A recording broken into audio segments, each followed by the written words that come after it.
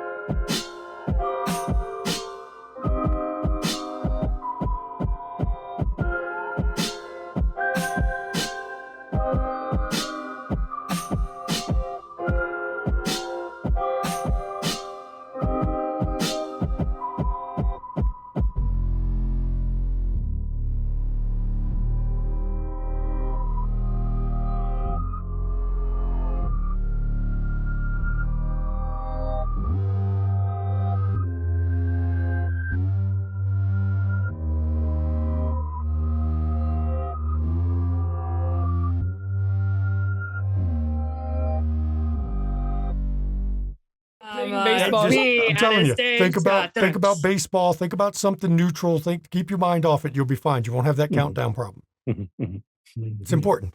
Good evening. Again, add that to the list of weird shit said it when we open up stream, because you all don't get to hear the Zoom hangout, and we do while we're getting ready for the stream.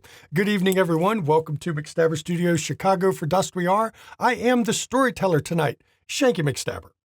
And hi, I am Slackshire playing Margot, can you say it right? Margot McAllister, the Tremere, and Simon Sharkey. I'm Ginny Von Ash, and I'm playing Luella Blackbird, the Ventru. I'm Jen of Thieves, and I'm so excited for whatever's about to happen as I play Regina Adler, Malkavian. I'm Hirian, playing, not Father, Kenny McComas, Clan Toreador. And I'm Antera. Tonight I'm playing Lucas Burke, Clan Gangrel. How's it going? I'm Sir Glunicus. I'm playing Simon Cartier, Toreador, and yes, I might have been choking, but I still didn't spit. I mean, that's important. Good evening, everyone. Welcome to our, we're on episode 6. We're past the halfway point. Last week, the coterie started off with a meeting that was to discuss, what everyone had been up to the previous night, which involved meeting Wayland and Angelique, and of course, a nice little statue of Simon, 2 statues. But the episode ended with the group going to go and see about this statue to see if they can plot it out, maybe find a way to get rid of it, something. But unfortunately, when they arrived, someone had broken into the ballet, stole the statue, killed a guard, and it turned into a whole thing of them trying to figure out what happened. Balthazar even pulled them aside and almost was accusing them of stealing it themselves, but not quite, and was using them technically as bait to get hold of a shovelhead. But shovelheads, he's not going to get much out of that. But as we open up tonight, let me grab me a die here real quick, because, I want to roll to see whose scene I'm doing first, because I got so many scenes to do. Let's see here. We're opening up tonight with Lucas. You're at a gym. I am. And again, it's late. It's closed. But once again, when you show up and knock on the door, Sven is inside. Hey, I didn't expect to see you tonight. Special occasion. Come on in. That, it's not training night for you, but you're still doing the exercises I told you, right? Absolutely. Perfect. if you're gonna give me the time of day, I'll honor it. That's good, because a lot of people say they want to learn, say they want to get better at something, but they never put the time in that goes with it. Hmm. So, what do you got? I know you're not here for no reason at all. I know you got something. Shop talk. Well, boxing shop talk, my shop talk, your shop talk. Potentially our shop talk. Okay. Might be some overlap. Okay. So I'm interested. You got my interest here. okay. So something that's a little out of our expertise. We're not sure how to protect against it, track it down, the whole bag. So there's this statue of one of the coterie, my coterie, and it was, if I remember correctly, it was made with some of his blood. So now it's connected to him in a not very nice way. And it was taken by people who don't wish us Merry Christmas. So he's managed to let essentially part of him get put into something that he has no control over. Correct. That can be used against him. Yeah. It makes me want to question the judgment of some of your friends here. That's not the smartest thing to do. I guess, I'm not going to comment on whether he had a choice, because I know some weird shit about your kind, and choices aren't always involved. Early on, at the very least, choice is not involved. Okay, so what are you wanting done about this? Is this something? Is there a way to protect him or track it down, or it's because there's a connection there, and if there's a connection, can we follow that connection if we need to, or can we break it so that not break it but necessarily muddy it so it Is there a way? Yes, there's definitely a way. If it's got his blood in it, we could use him to find out where it is, based on, since it has his blood, it's linked to him, they're tied together. We could find out where the other part is of him. Can I do it? No. Okay. That's not something I can do. I'm good, but I'm not that good. Do I know people who could? Yeah, I do. Okay. The big problem is the price. Always is. I don't know what you can offer them. Money's not a problem. For a lot of people, money's not a big deal. I just don't know what you could give them, because what you're talking, that kind of, to find it, or even finding it would be a lot easier than breaking it. Breaking it, that would take somebody of considerable skill, and their time, as far as they view it, is quite valuable. Now, we could argue about whether it actually is or not. I debate that sometimes. But yeah. Jeez. I can bring it up to them. I can reach out, ask around, find out who exactly could do it, and then figure out what they might want. Okay. At the very least, I need to bring him in. I'm willing to at least talk the bill, but Well, at the very least, they might. I know you're going to hate me saying it this way. They might want to have him to experiment with, at the very least. oof. The kind of people who can do it, their view of reality is kind of different than mine. They're about gathering knowledge. And a lot of our kind don't have much experience with, well, The Walking Dead, essentially. I mean, you are, for all intents and purposes, you are Right. dead. Yeah. So they might want to study, experiment. Will it be painful? Probably not. But you risk trading one problem for what could turn out to be another. I'm not saying they're going to do something bad to him, but you know how that is. You can't always know exactly their motivations and their plans until Right. it happens. And not the least of which would be the reaction from our side if they find out. Well, I'd imagine that would, well, I'd imagine the fucking, the blood mages, I think you call them. Yeah. They get real Warlocks. testy, from what I understand, when you start working too much with our kind. How the one I know about, the only other one of your kind I know that deals with us, she don't even go near her side much. Huh. I don't know if it's because she's hanging out with us, or maybe she just realizes they're assholes. I mean, she said the word enough. She may be onto something. Last time she was at an event with one of us, and I think the comment was, why would I want to go and see that asshole little shrimp? I don't know who she's talking about, but that doesn't give me a good opinion of whoever it is. Yeah. Haven't seen him, haven't met the guy. If I know who she's talking about. Yeah. So it's less of an ask if you're just wanting to see find out where the statue might be by working through, because breaking is totally different than, I mean, you're talking, if you want to break this, you're going to have to somehow change.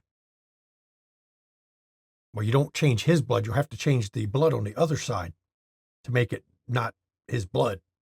If you understand what I mean by that, it's kind of hard to understand it, but I'd have to make it not him anymore is what they'd have to do. So finding it's a bit easier. Yeah. Okay. I can ask, like I Yeah. said. I mean, I wasn't looking for a cure all right now, but if you can get some feelers out, and I'd appreciate it. You know, like I said, I'm not big on the meetings and shit. You know, Right. You can understand my type. I've got my own focuses, but I know who to talk to that knows a guy, that knows another guy, that knows this girl, that knows somebody else, word of mouth. Mm-hmm.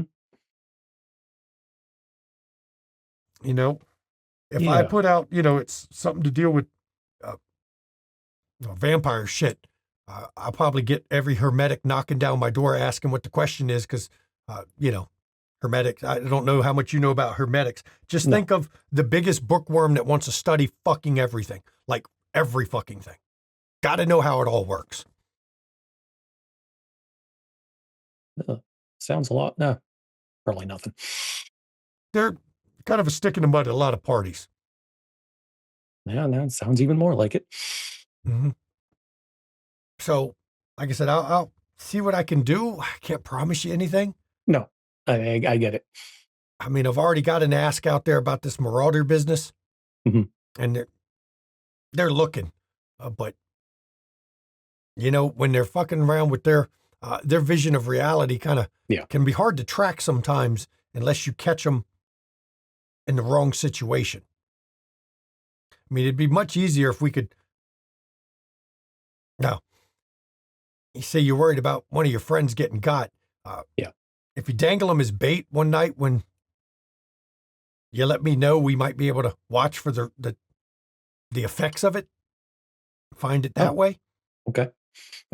Because it would, trigger her quiet a bit and make her do some shit, and then we could pick it up that way. Okay, I can do that. Yeah, there's a whole couple things coming up. Oncoming train, really. Isn't that how it always is? Yeah, no, it really, has been driven home since getting to Chicago. Hey, quick other question off topic from this. Say you got to go up against someone, or a couple someones, or a group, and you got your own group, like just, or it's just you, whatever. And they got your playbook. How do you handle that? You've been around a little longer than me. They got my playbook. Yeah. First of all, honestly, if they've got my playbook, I'm going to question about whether I'm going up against them or not. My playbook is rather varied, but I understand what you're saying about, you got to be unpredictable. You got to do something they wouldn't expect. Mm-hmm. And you got to think about it in terms of, well, you got to know who's coming after you in some ways. What do they know about you? What assumptions are they making about you?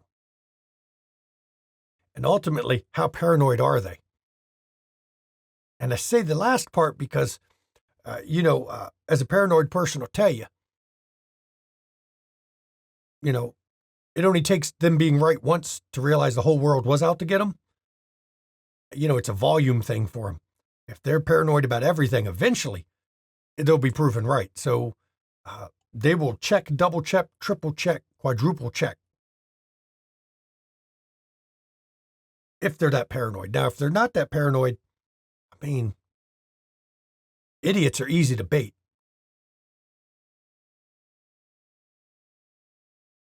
Yeah. Now, this has to do with the shit that went down the other night with the wolf pack. And I say that because I was at the cave when they all came out, and I was at the cave when they came back.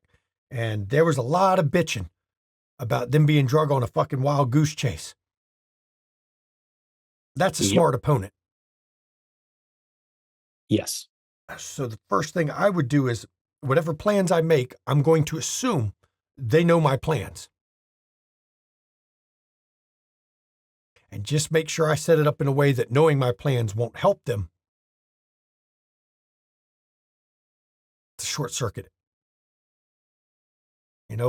Assume the ambush is spoiled. If it's not, cool, then you pull it off. But if it is, already have a plan in effect for if the ambush is spoiled. So assume the plan is known and it's going to fail, and plan for that, essentially. Have plan A, plan B, plan C. Get all the way down to plan G. Plan G should always be Godzilla. Well, we got the lake, so maybe Loch Ness can show up. I mean, I don't think the lake has got Loch Ness. Retract. Yeah, I don't think that there's. I've heard stories. I've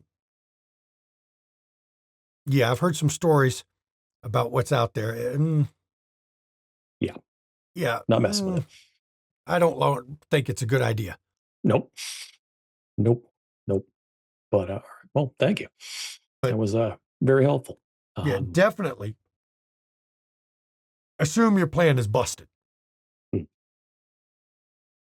Now, if that means you're saying you maybe one individual, maybe two individuals, whatever you're hoping for, assume double or triple that is what's actually going to show up. Okay. Again, if there's only one, you'll be pleasantly surprised and you'll be ready to handle it. Yeah. But if the 3, 4, 5, whatever, at least then already had a plan for what to do. Yeah. And I would honestly, if you can, have a cutoff point, a point where you go, it's a no-go. We're just going to abort right now, just before it gets to that point. Because, look, when the things I deal with, you're talking people who can, I'm not going to say tell the future, but they can peek at things and get a feel for what might be happening. Yeah, you kind of hinted that last time we talked. So when you're dealing with that kind of a problem, again, you assume they know. Yeah. You just have to hope to make sure to set it up in a way that they think they have the advantage when they don't.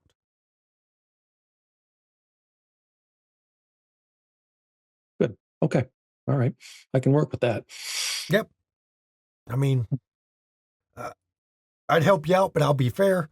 I don't want to get too tied up in No. a business of your kind, because when I do that, look, not a lot of people know what I am, and I'm trying not to let everybody know what I am. And then I'm sure it raises questions. And frankly, I don't need a bunch of fucking bloodsuckers coming after me every night. No.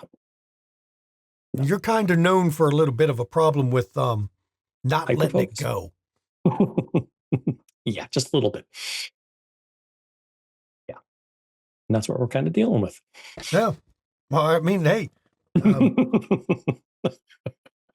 hey, on the plus side, maybe you'll hit that point where everything just slows to that point in time.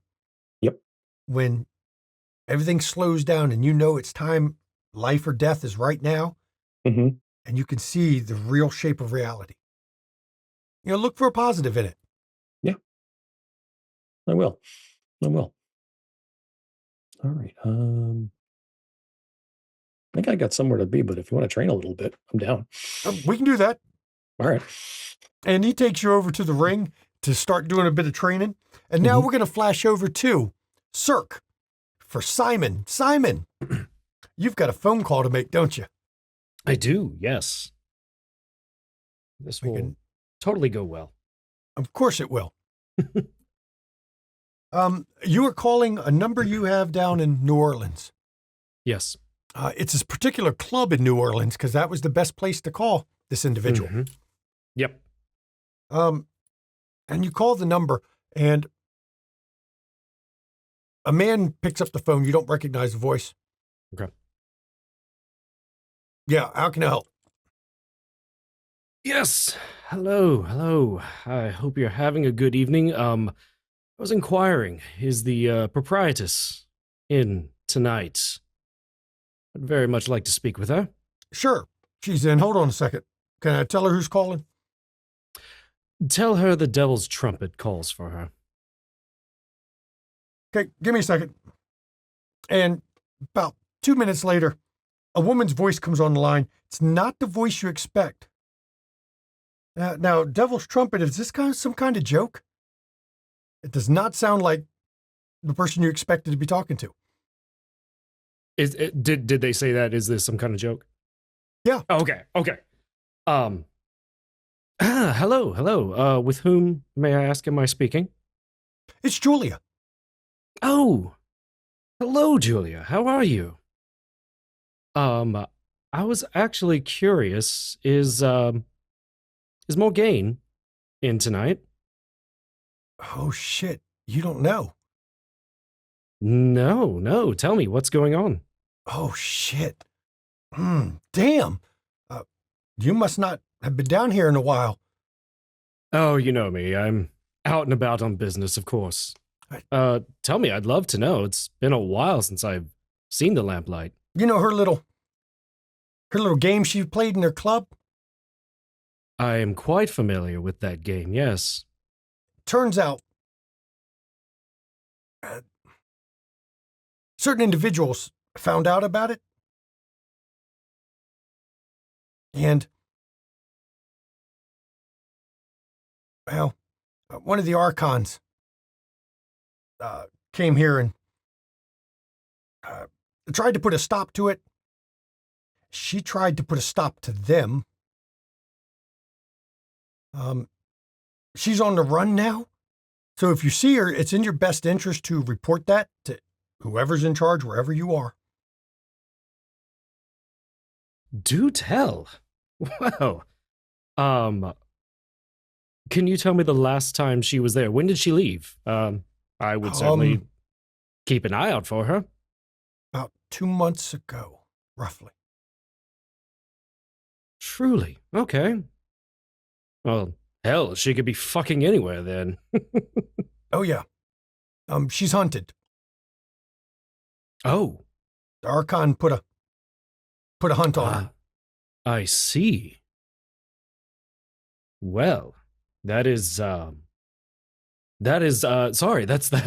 news I did not expect to hear. Okay. You must be Has- Simon. I'm sorry. I said, you must be Simon. Now, why would you say that? Chicago area code, Devil's Trumpet. Did she leave a note? She didn't leave a note, but when I took the club from her, I went through her shit. Really? Yeah, I found some mentions of it in one of her diaries she kept. Not the smartest thing to keep in a diary, I'm not going to lie. No. I would dare say it's not. That's why I asked if it was a joke. Last thing I expected to have you calling. Well, that's how I would have expected her to know. Julia, if I might ask, what did she write?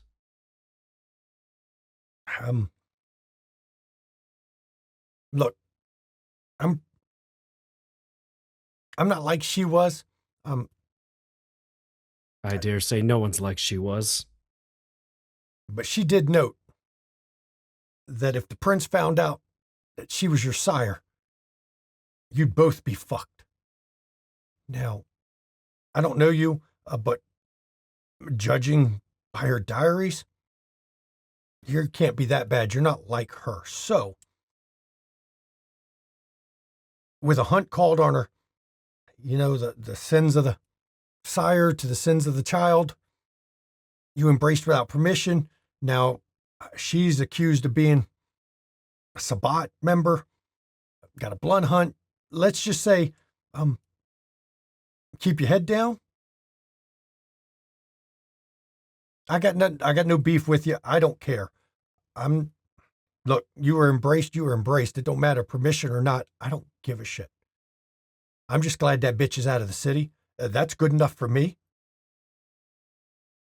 I can imagine quite a few are happy she's out of that We city. threw a party. It's too bad you weren't here. There was a party. It rivaled Mardi Gras with all the shit we were throwing a party about. She got run out of town.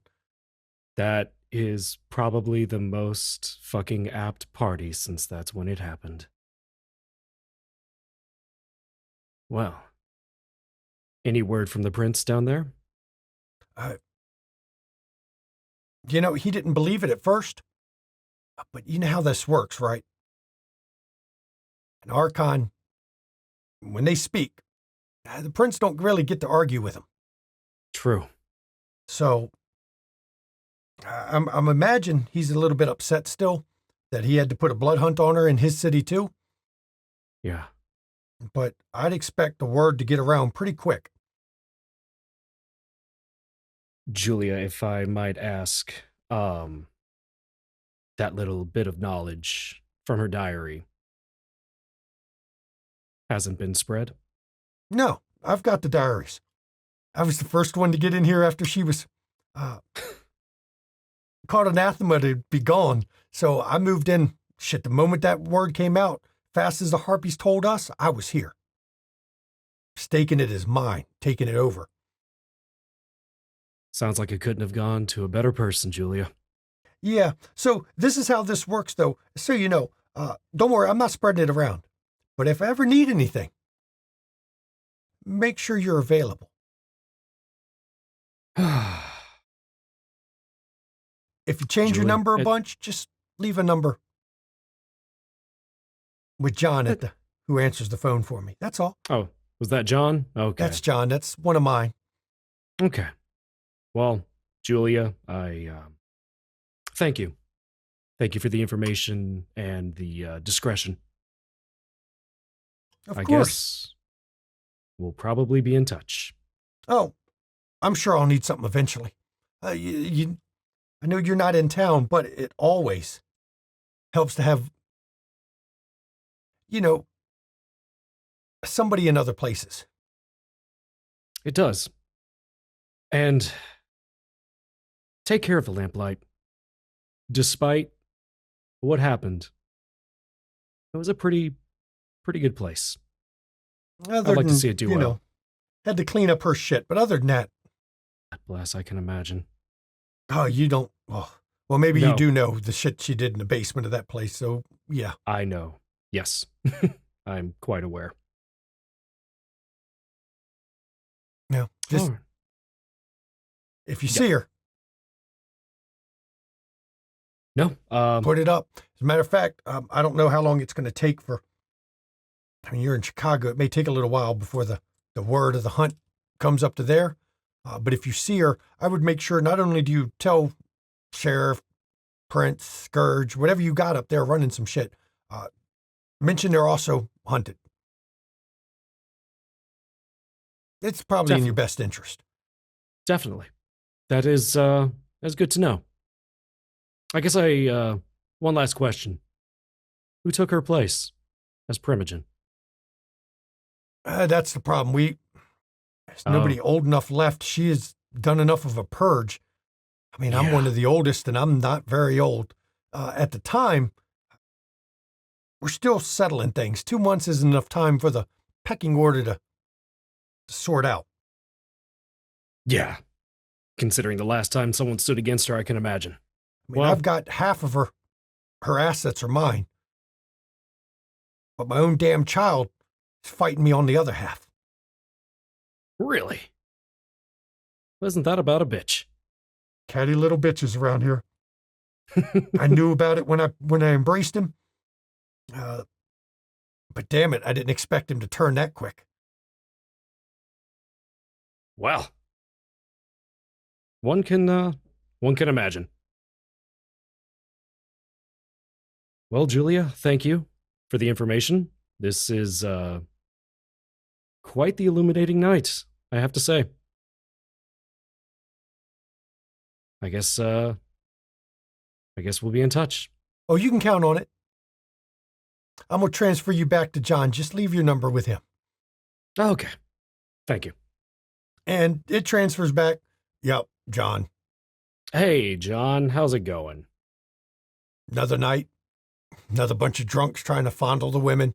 Every once in a while, I throw them out. That's exactly how you do. I'm glad to hear that, John. Listen, I spoke with Julia. I'm gonna leave a number with you. And if she needs to get in contact, that's the best way for her to reach me. So sounds like Lamplight's in good hands. Change of ownership works out. Yeah. Well, John, you take care of it. You take care of Julia. I think we'll be pretty good. I'll hold the fort down. All right, John. And you pass the number over to him. Now, we're going to flash over to, let's do another phone call. Let's get Lou's call to her sire, because, phone call time. She'll do the cattywampus backwards ass way. He wants her to call because Sire's paranoid. You call one number, leave a number, or leave a return number there. Then you get a call back. Now, once you've called that number is going to be dead after this phone call. One use only for that phone number. Yep. Luella, I did not expect to hear from you. I have some things to report. And I need some advice. If possible. Very well.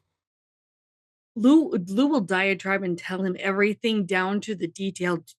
Junie does not have all that in her head at the moment, so I apologize. So The everything she Chasseur. knows. Yes. You have the Chasseur in town. Yes. That explains a bit. We've Explains been what? making progress here in New York that I didn't expect to make. And that tells me that's because he is not here. My understanding is he is part of the bishop's pack. So, with him gone, it does make things a little more difficult on the bishop. Explains a lot. Recommendations? He is going to be exceptionally difficult for you. He's going to be exceptionally difficult for anyone to capture. We have been trying to get hold of him for 120 years now. Great. He is hunted. He has officially been declared a target of a blood hunt. Not that it matters to the Sabbat. They don't care.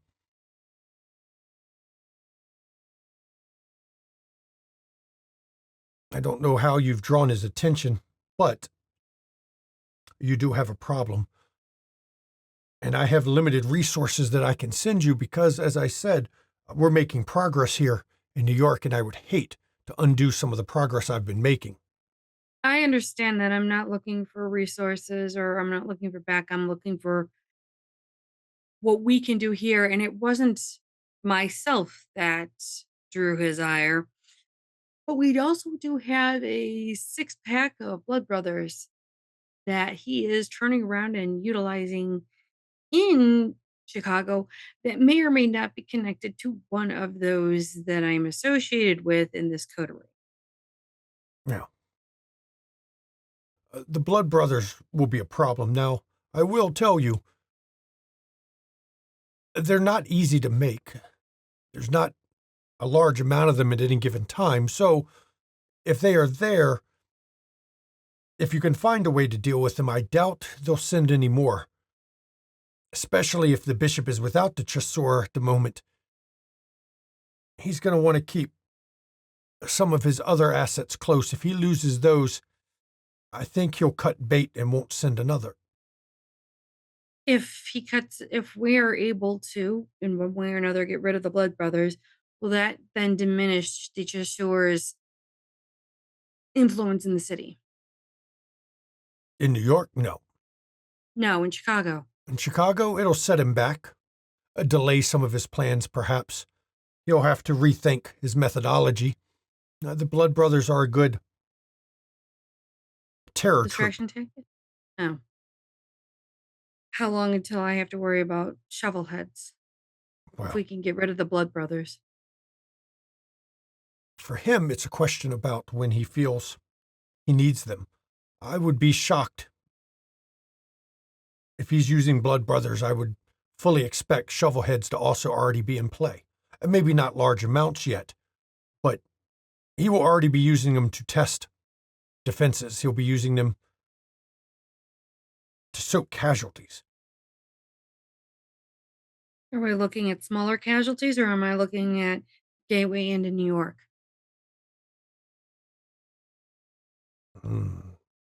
It's a question of how unstable the city is.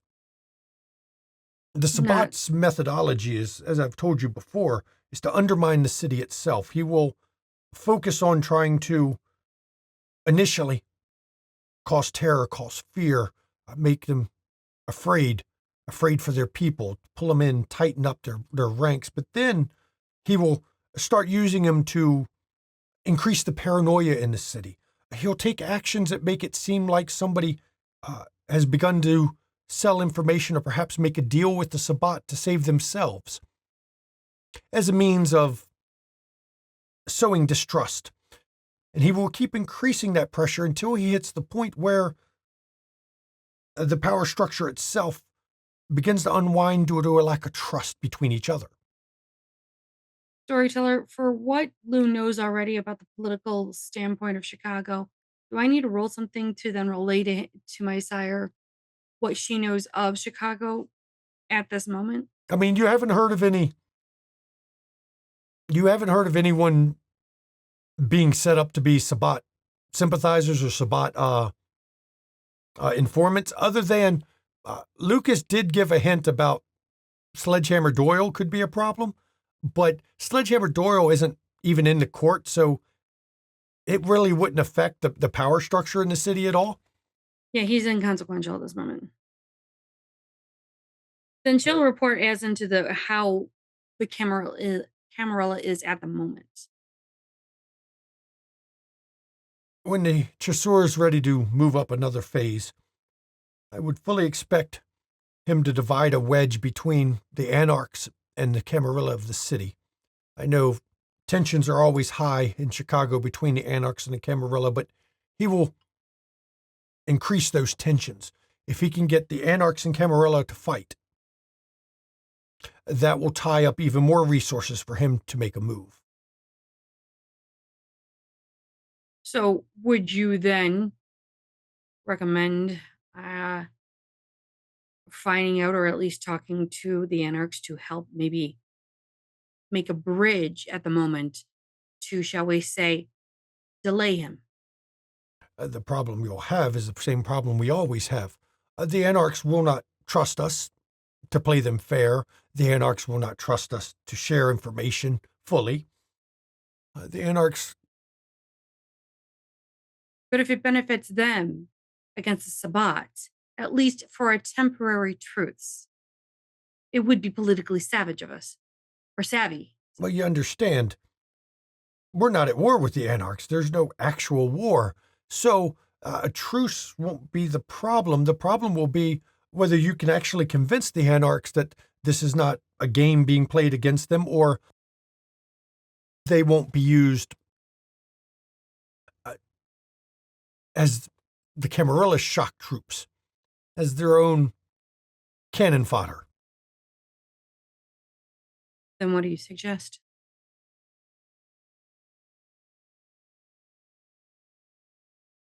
Honestly, make connections where you can with some of the more connected Anarchs. I'm sure you've begun to notice those that are more listened to than others. Wait until they find out of the Sabbat and then discuss it with them.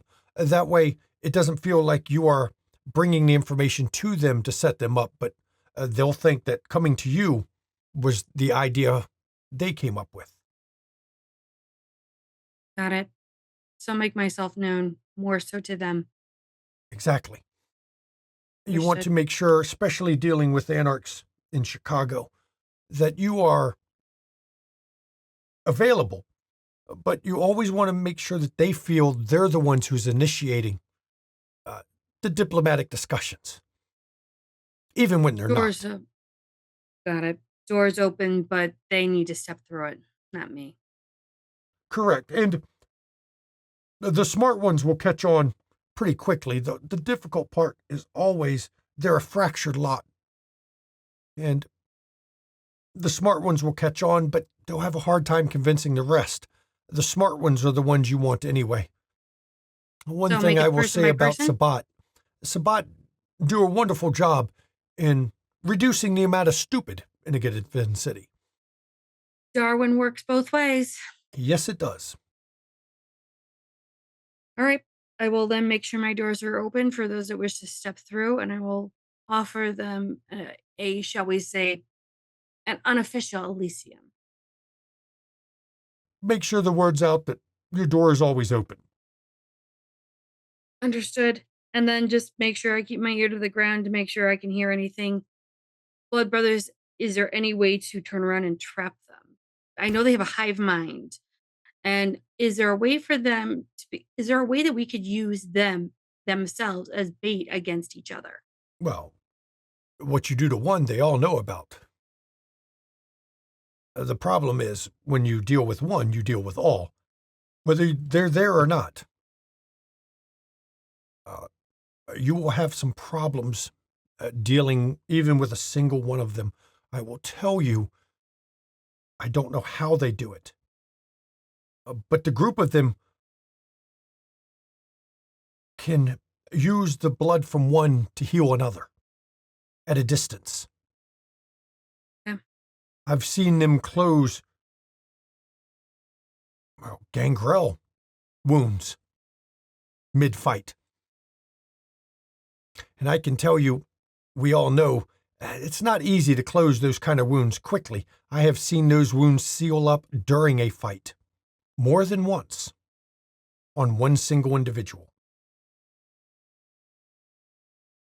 Understood.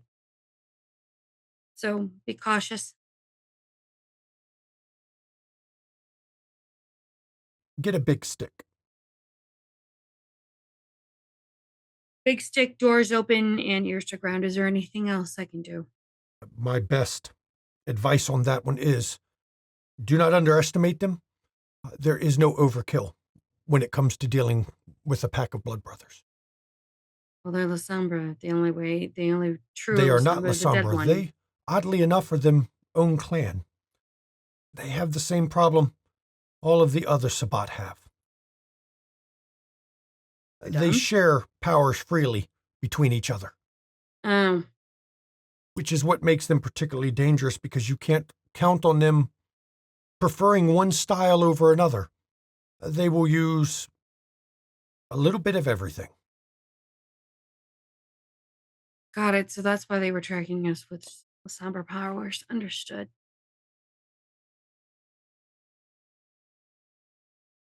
They are some of the best assassins the Sabbat has, aside from, of course, the Assamites. Though the Assamites claim there's no such thing as an anti-tribute. They lie. They have their own splinters, just like the rest of us. Come on. Any true kindred that tells the truth besides me is pretty much lying to save their skin. We all know that. Yes. So, they are not mercenaries for blood, but they are single-minded of purpose. Their purpose now is to try and get Simon.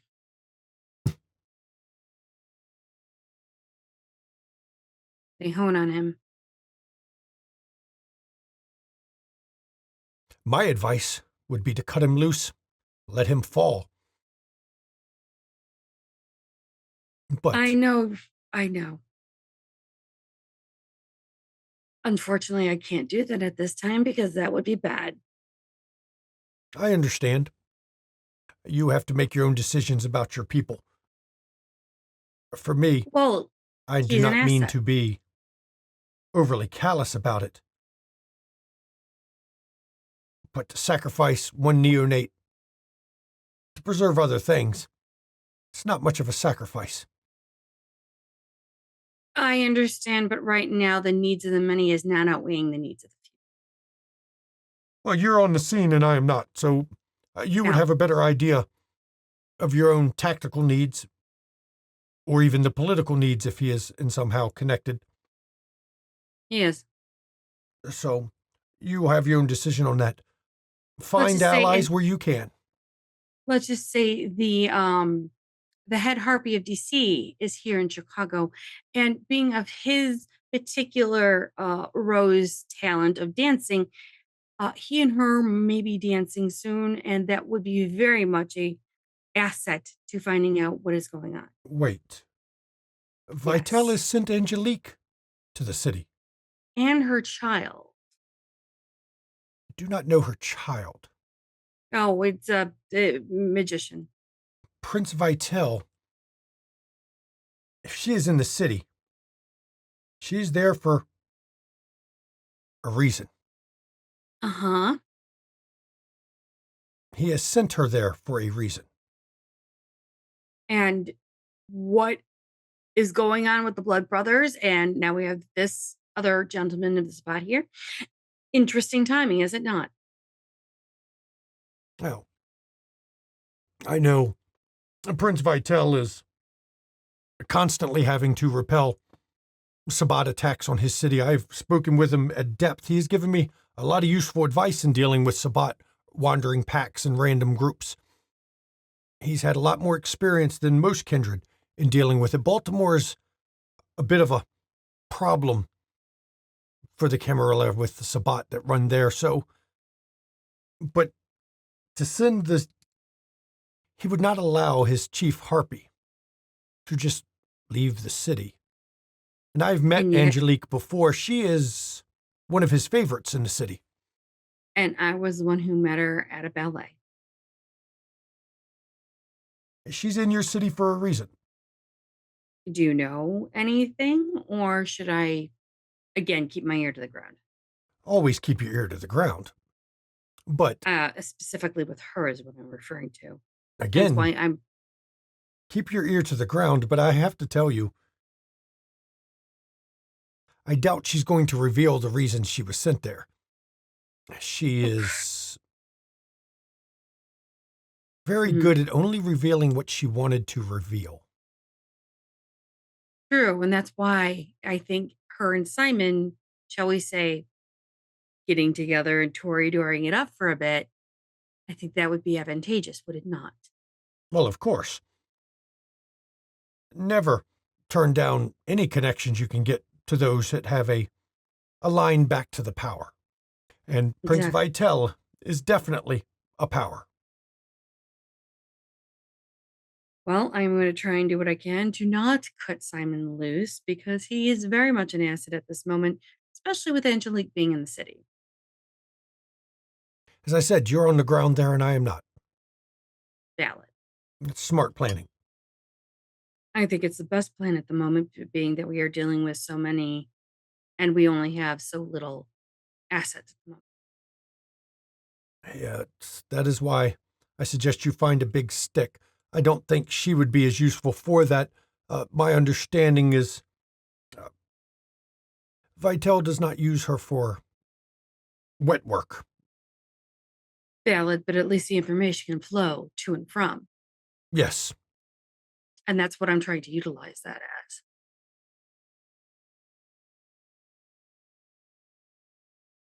I will put the word out to some of my contacts. I don't know if any can help you. Most of what I have handy are here in New York with me now. A But bulk police phone call would be not amiss if it's possible. I will see what I have available. I'm not sure I can bring anything to bear. I do not want to give up the progress we've been making here so far. I understand. But again, a small phone call if possible. I don't expect the moon and the stars at all.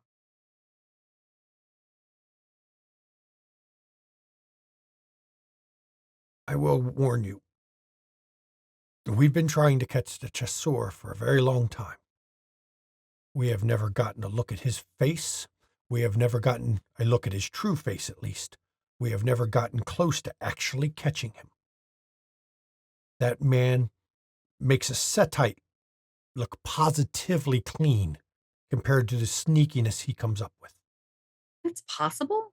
Oh, yes. He is a worthy foe. Got it. No underestimation then. I am frankly shocked that he is still a scout. With the stuff he has done and the stuff he has managed to pull off, they should have given him at least a Templar. He should be a bishop of a city. No, if the Somewhere. bishop has him on his pack, he's going to keep him underneath his thumb until he's no longer useful. I think he just enjoys what he's doing. Don't they all? Yes, but the most dangerous Sabbat you'll ever fight are the ones who are not upwardly mobile. The ones who That only enjoy prefer- where they're at. Great serial killer level. Fantastic.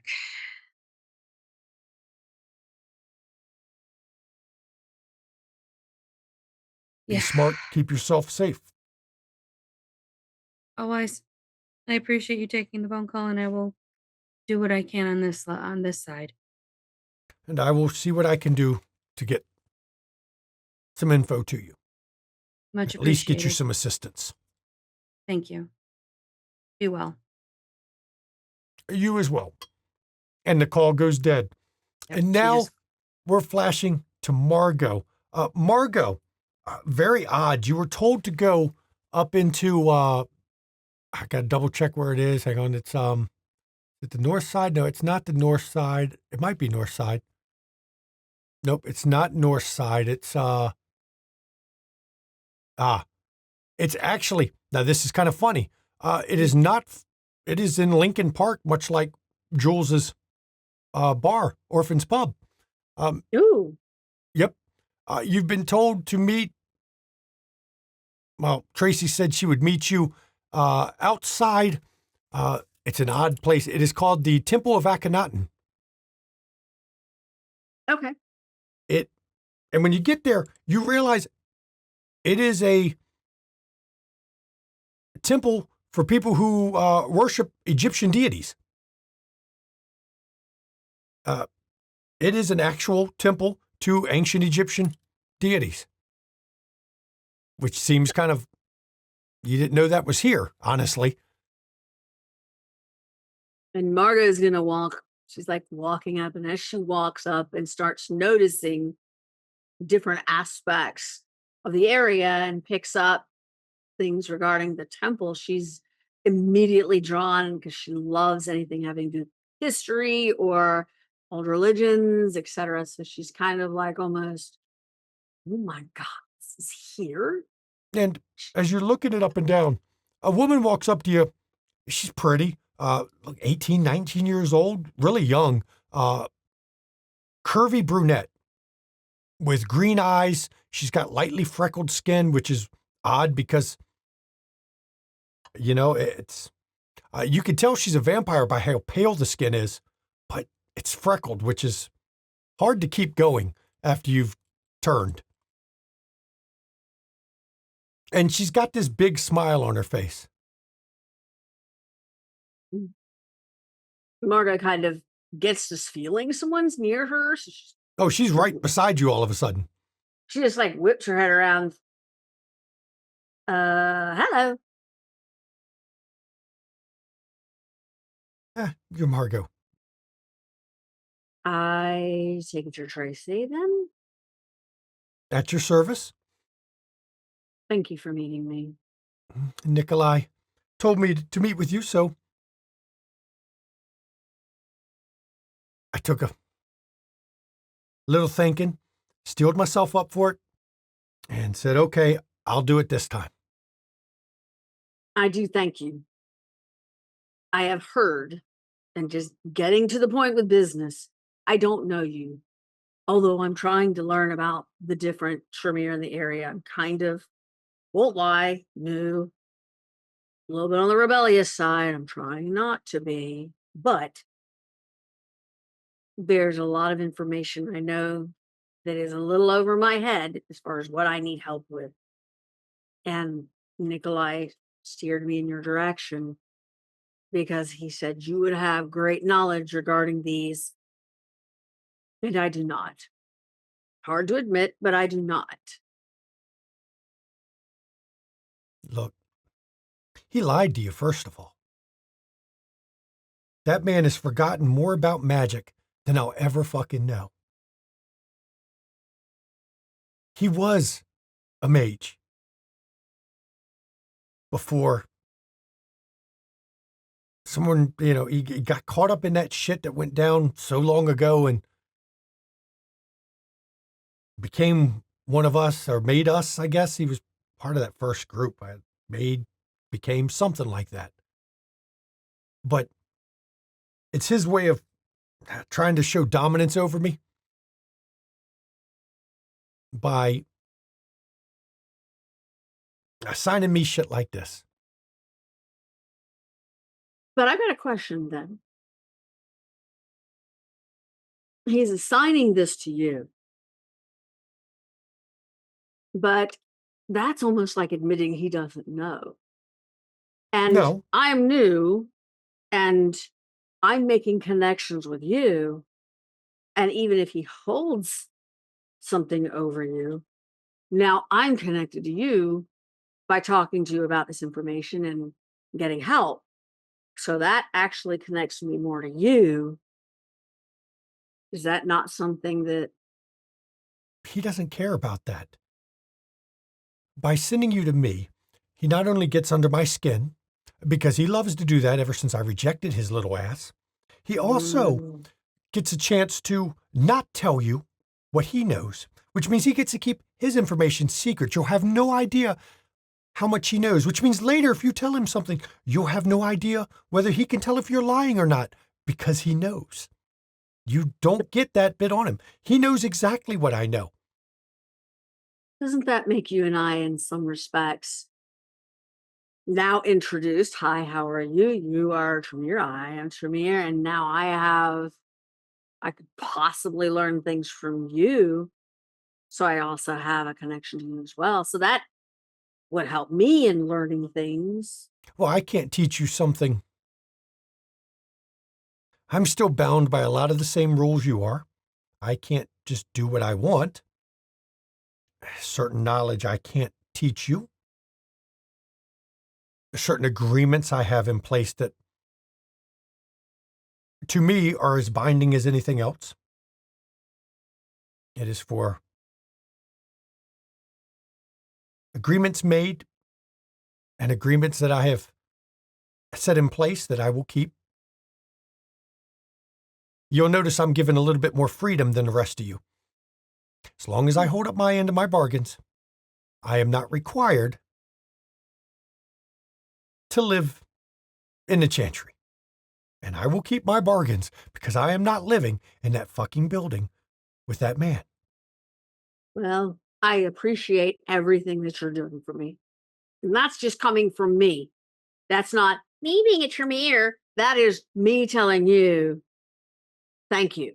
Because there's a couple things I am so over my head and I really don't want to ash anytime Well- soon. Or my friends for that matter. Come with me. And she takes you inside the temple, and inside it is sandstone. It looks like the inside of a pyramid in some ways, but it's not as cramped. It's open, but it's all sandstone. Looks like it's you'd swear some of it's hand carved. It's a very interesting place.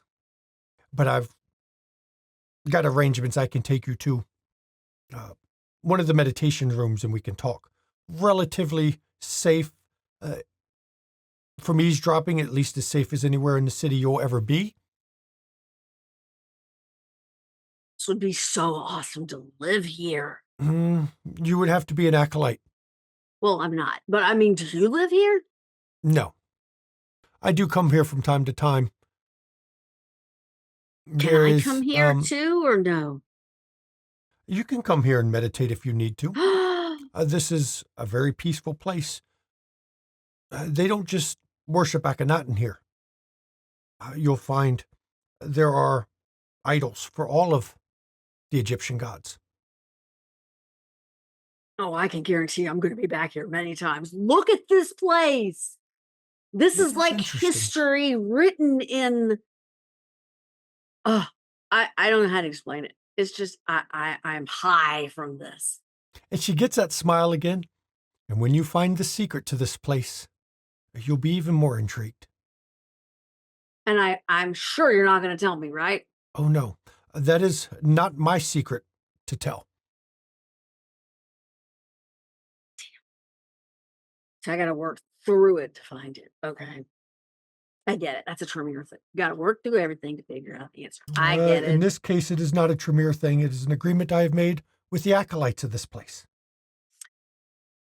So if you've made an agreement with the acolytes, how am I supposed to be able to learn the secret of this place? I didn't make an agreement with the acolytes. I don't know anything In about time, you'll figure that out. Oh. And she takes you down what looks like a sandstone corridor and takes you to a room. And inside there are several stone benches. There are mats on the floor that it look like very well-made rugs. Definitely not U.S. made. They look handmade, Egyptian-style rugs. Some of them look like they were tapestries that were moved to the floor. There's a brazier in the corner with some incense in it that is, I mean, you don't have to breathe, but it does fill the room with a pleasant smoke. And Tracy just sits down on the rug in the floor, sits cross-legged. And Margo goes and sits and she's like, I'm sorry, I'm just so giddy. This place is amazing. I could like live here forever. Anyway, I know we've got purpose, so. If you think this is amazing, one night I should take you to the Temple of the Phantom. When? Not tonight. You'll find the Temple of the Phantom, if you are allowed in, and I cannot promise you to get you in. You will find there are many things live there that are not of this world. It's even better. Okay. I don't want to get off on a tangent because I know that I can. And I really would like to do that. And I am going to ask you how to get a hold of you later in order to do that. But I do want to tell you the reasons Nikolai Of kind course. of sent me. Well, he told me you're having a problem with some mages. I got all kinds of issues. I am not going to lie. But the biggest one, you've got two. And I don't know how to handle either one. And he said you would. The first is a marauder. Oh, you've got big How? problems. Yeah, that's only one. I got two big problems, but that's one. What do you do with that? Avoid them, run from them, hide from them, pray that they don't notice you. And marauders are not easy for us to handle. Actually, marauders are not something we can handle. Their ability to change reality, unless you can find a way to surprise them, it's going to be too much to deal with. They will force their selves on you Well, in odd ways. yeah, she kind of got mad at me and then took over my appearance. And then one of my coterie mates was able to convince her that I was basically worthless. And now she's going after a guy that I was with that she thought I was dating, which I'm not. He's just a friend. Now she was going after him. But she was walking around looking like me, talking like me. I mean, she had people following her. She convinced her that you are worthless. Yeah. My first advice to you, and I mean this sincerely, you must avoid her now, because when you next meet her, her reality will be that you are worthless. Her reality will make you worthless. Well, that sucks. So your thoughts are just totally stay away from her? If you can, There's no killing her. Or I mean, not, I mean, like, I won't say kill. I'm just, neutralizing would somehow. this individual's name happen to be Amber? Yep. So that is who it is. Yep. And I mean, okay, the situation was I'm going to tell you, the situation was so stupid. Okay, so my coterie thought that I needed to go out and be social. So I went out to dinner with this dude named Kenny. He's part of our coterie. He was, practicing some skills. I learned some skills. Anyway, she kind of like thinks I'm the devil and I was Satan, and she came after me. Now, because I'm not Satan, I'm just worthless, and she's going after her. I suspect she was unbalanced, close to the edge, and whatever your friend did to her, I pushed her that one little bit that broke her, the best way to put it, her grasp of reality. Though, as far as she's concerned, she knows exactly what reality is. The only reason I know her name is a friend of mine. The other night, Franklin was telling me about, there's a call out to watch out for a marauder loose in the city. Oh, who broke her? Me or Kenny? Well, whoever's using the power broke her. Well, we kind of both. I mean, I just did a tiny bit. He did a lot. So does that mean he did it?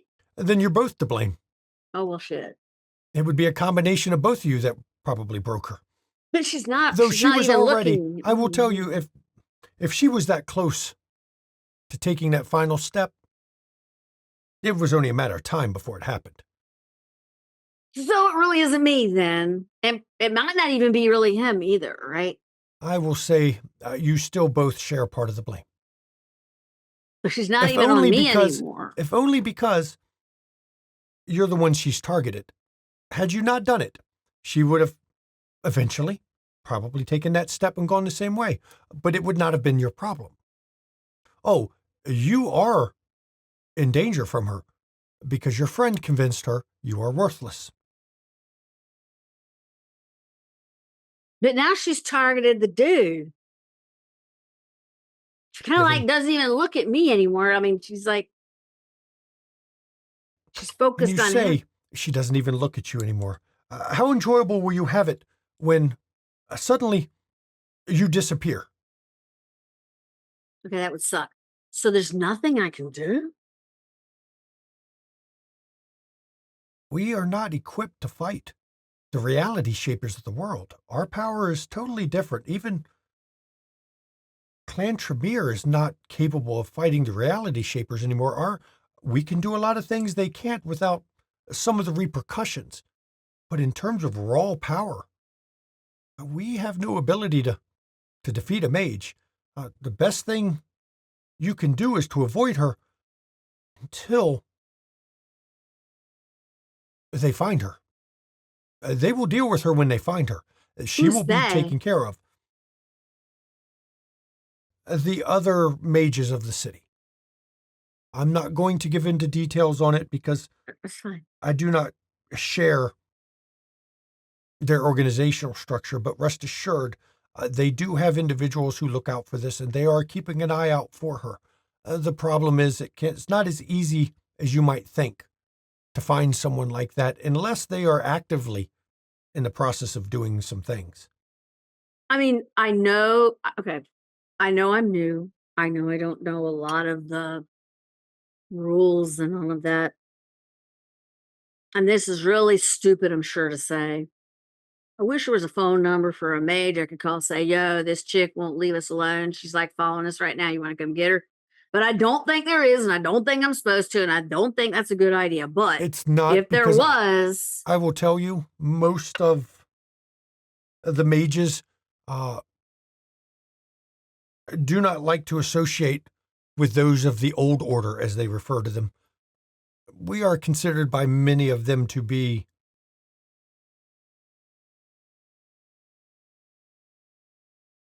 a traitorous line. We were once mages that turned our back on what we were to become this. There's a lot of questions about what happened to our avatars when we did this to ourselves.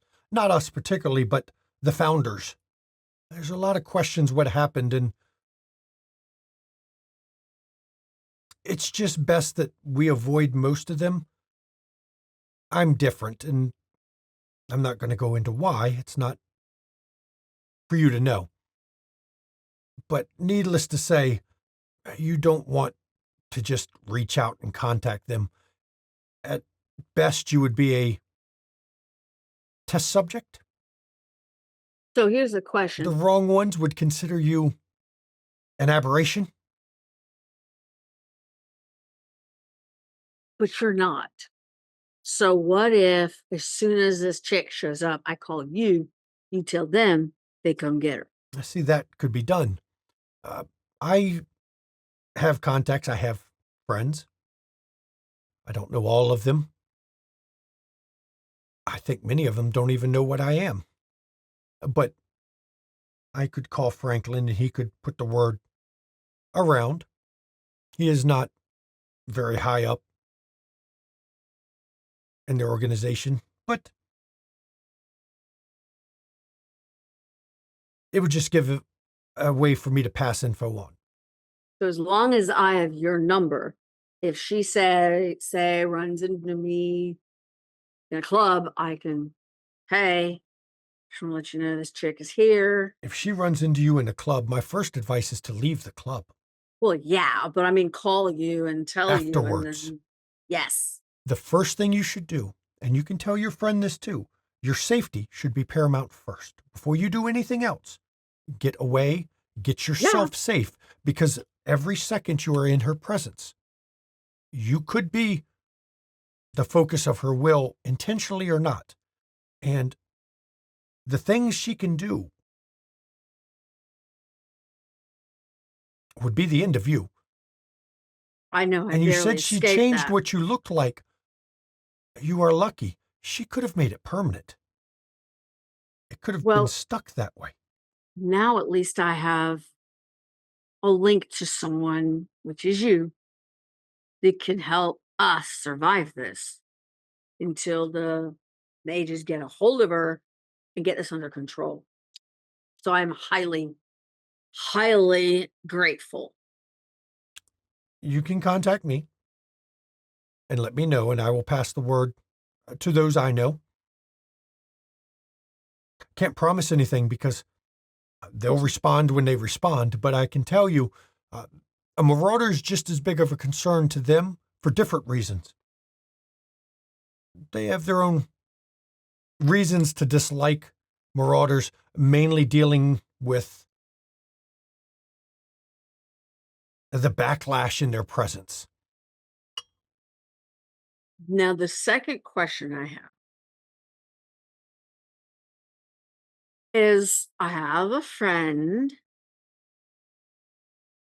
where there is a link tied from him to a statue. And it's blood linked. Easy, you get the statue and you do counter magic on it to remove the enchantment. Right, but the statue's gone and I can't find it. That is more difficult. Yes. Hence why I'm asking you. I don't have a way to find statues.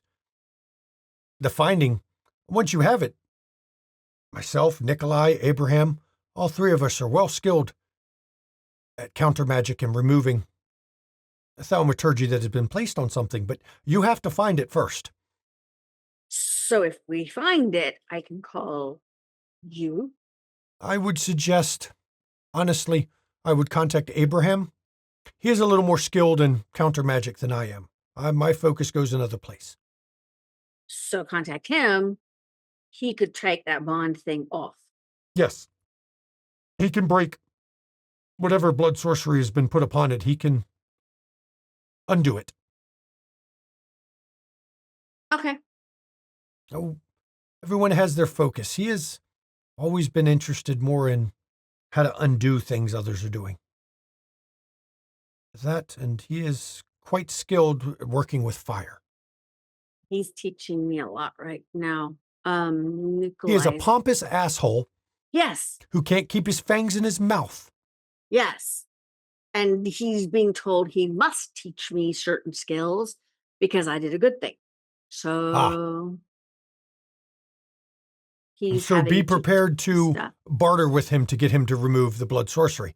He will not do it for free, especially if you are the source of any discomfort he has had to experience. That man, of many men in the city, can keep a grudge for a very long time, and he will not forget that you were the cause of something that displeased him. He will make you pay for anything that he's not been directly told to do.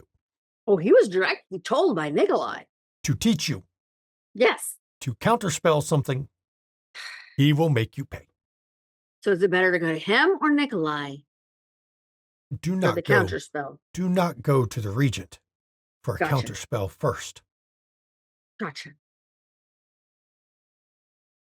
Any thoughts as to what would be great to bargain with Abraham with? No. As I said, he's a pompous asshole and I don't deal with him. Okay. Oh, I'm Well, sure that- he'll name something. Don't worry.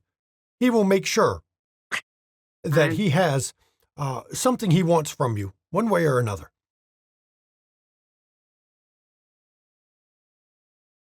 That is the only chaos I can really ask you about right now. But No. it was thank you. I cannot thank you enough. And I do plan on, if it is okay with you, contacting you. Do you want my contact information in case you need to reach out to me for something? I don't need it. If I want to reach out to you, I know where to find you. I mean, in a way, that's kind of cool and friendly, and in a way, it's kind of like, oh shit, won't lie. But If I can give you a little bit of advice, please, you are caught up in what has to be the biggest nest of vipers in this damn city. that entire chantry is full of individuals who are only look out for themselves, who will stab you in the back in a heartbeat if it improves their position, and ultimately will view you forever as nothing more than cannon fodder or something to be cast aside the moment they don't need you. But you got out of it. So what would you suggest maybe I should do? You don't have that option. My method of getting out is unique to me. I'm not going to share that story either. Oh, I'm But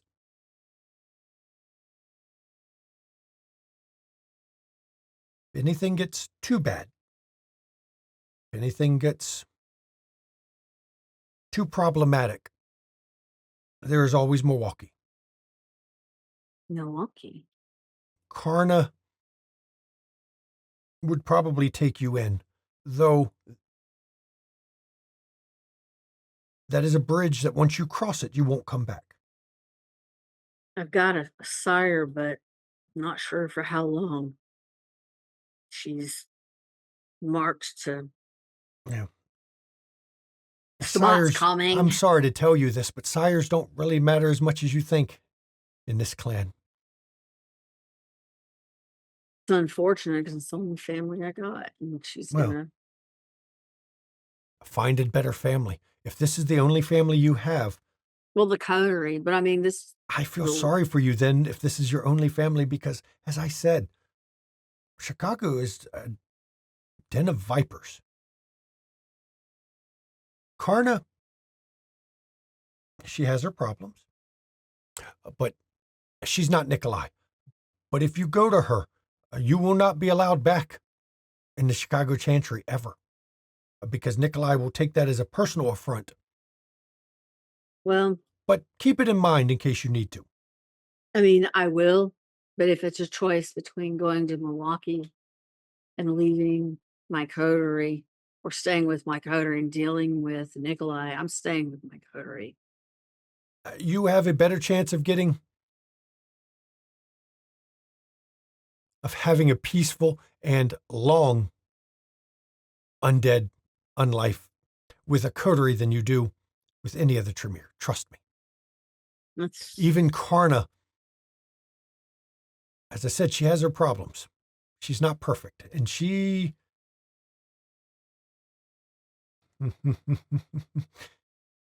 she does poor things to those she's infatuated with. It's still better than Nikolai, but that's all. I suggest you spend a little time here and meditate in this room. I've got other people I've got to meet. So enjoy the incense, open your mind up, and maybe if you come here often enough, you may figure out part of the secret. thank you. And she gets a knowing smile like she's sharing something that, pretty big. And now as she goes to step to leave, we're actually flashing over to Regina and Kenny, who are down in the south side checking out looking at warehouses in the, it's not right in the slaughter district, but it's nearby, because last time you were down this way, you saw quite a bit of look like abandoned buildings. And there are quite a number of like big, empty, looks like they once used to be a slaughterhouse. Some of them still have walls and interiors that would be almost a maze. Some of them look pretty gutted. But the two of you need to give me perception alertness.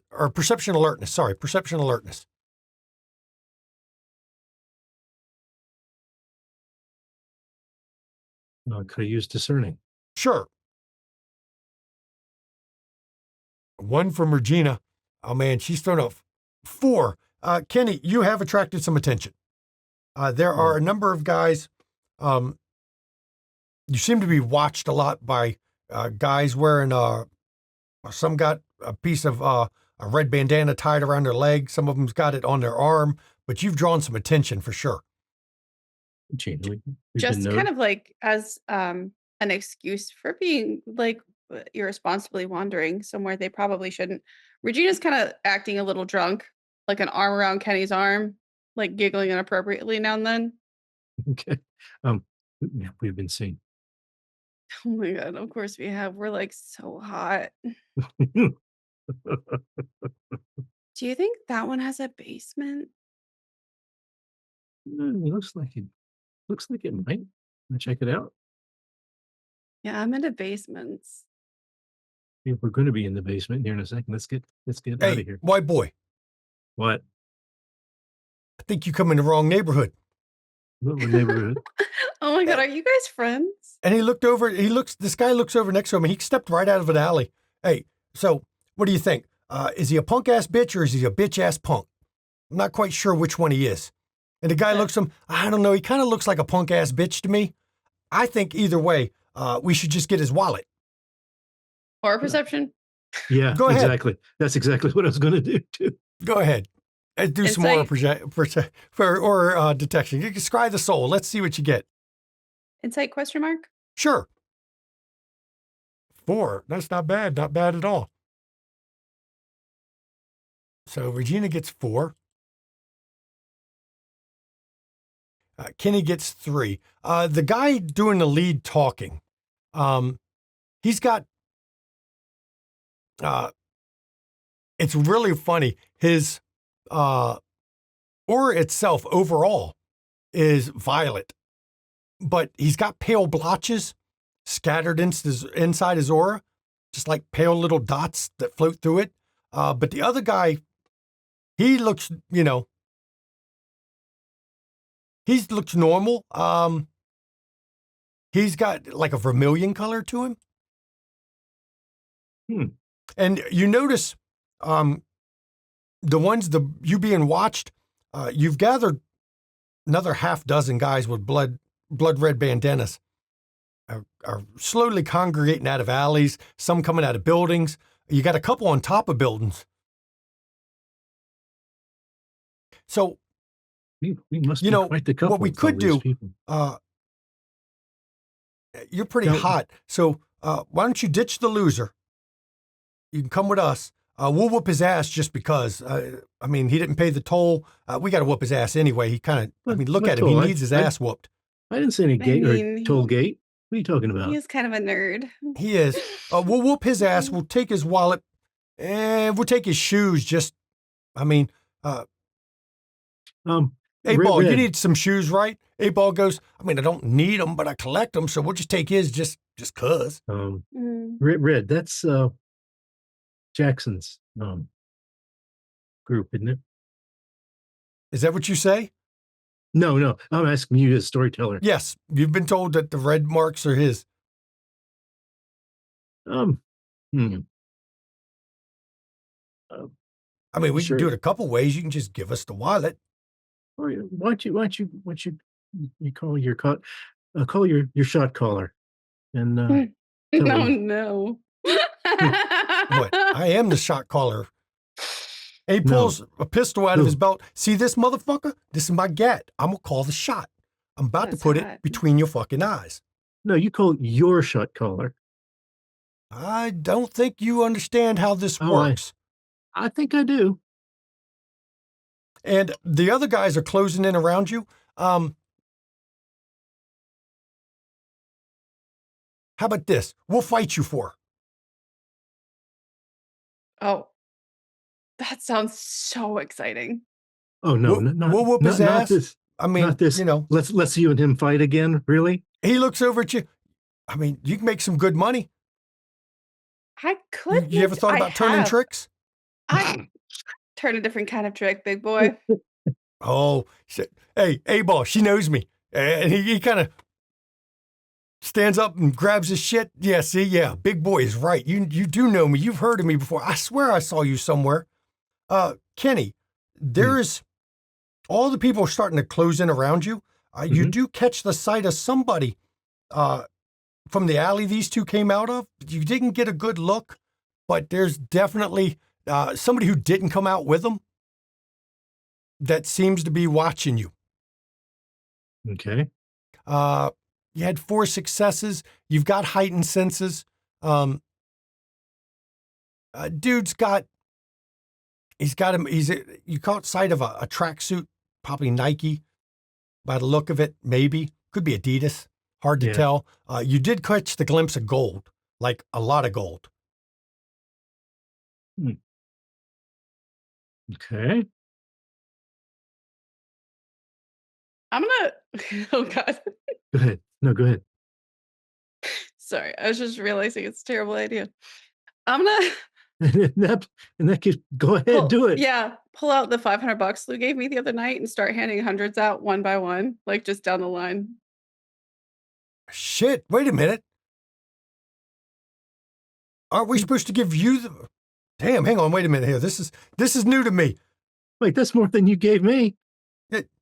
That's more than you gave me. Wait a minute. No, Don't no, be no. cheap. See, who's pimping who here? God damn it. I'm a woman of value. Okay, And Yeah, she's way out of your league. I'm way out of his league. out of the shadows of the alley, a guy comes out.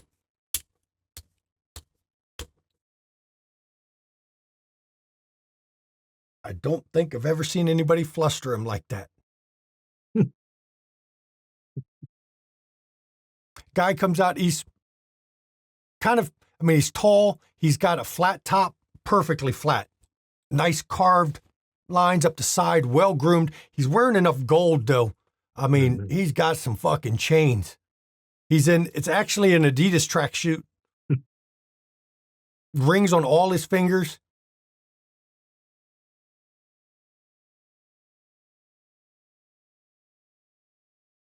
I got this. Let me talk with him.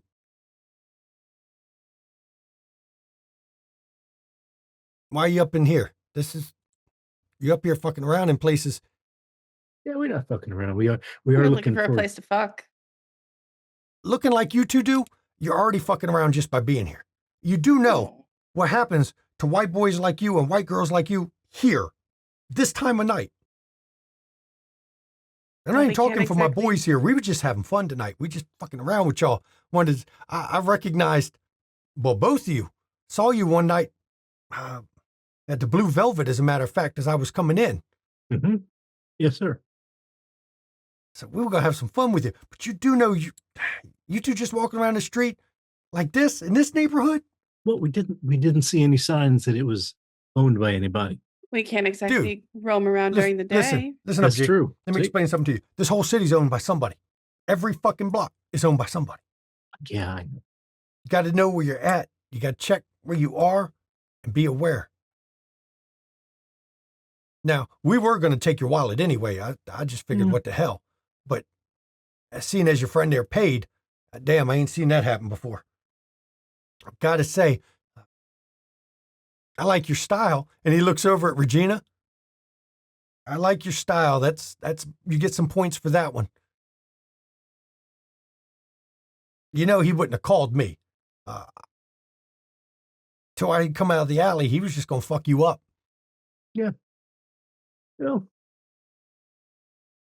He's yours, huh? They're all mine. Like yours. They're all mine. One way or Not in the another, they're same all way. mine. So I guess You we'll don't go get both to of be you the big dog on the block. with- Easy. Trust me, I'm the biggest dog on this block. There you are. And since you know this block better than anyone else, we're looking for a specific place, and well, someone's willing to pay for it.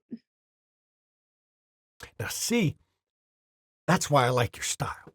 Straight to the point. The drunk act wasn't fooling anybody, just so you know. I'll work on it. You need to practice a little more. It'd probably work better. Just start like picking at your cheeks or something. You No, could probably she's- fool people to think you're Nah. strung out. no, she's not Easier about than that. drunk. Oh, it's not classy though. You do know you're not in a classy neighborhood. Yeah, but I'm a classy girl. Drunks don't wander this neighborhood. Drunks don't make it 2 blocks before somebody has them in an alley taking their shit. Or if they look like you could hope you got robbed in that alley. Just letting you know, this ain't safe just wandering around the streets at night. Got it. Thank you. But what are you looking for? A location. Somewhere out of the way, abandoned, preferably with a basement or some kind of crawl space underneath. It's got to be South Side? Gotta be abandoned. Gotta be somewhere nobody's gonna bother us. Gotta be somewhere nobody else is gonna get hurt. Nobody else. So you're going to use it for hurting somebody. If they're stupid enough to follow. Now, say I knew somewhere that would probably fit your shit perfect, where you could get a little bit of a ass whooping on some people, maybe cut a motherfucker or two, and nobody will care. And if they scream, nobody will give a shit. You know, the kind of place where nobody will look out their windows if something's going down. Well, what's it worth? Yeah, Kenny, what's it worth? Well, you just passed out a few $100 here and there, and Yeah, something tells me they don't want money at this point. At yeah, least he doesn't need our money. right. So Oh, trust me, what we sort got of enough favor? money. So what sort of favor would this require? You said the right word. Favor. I happen to know you and the rest of your friends, kind of got the eye of the boss, the big Mhm. man in the city. For better or worse.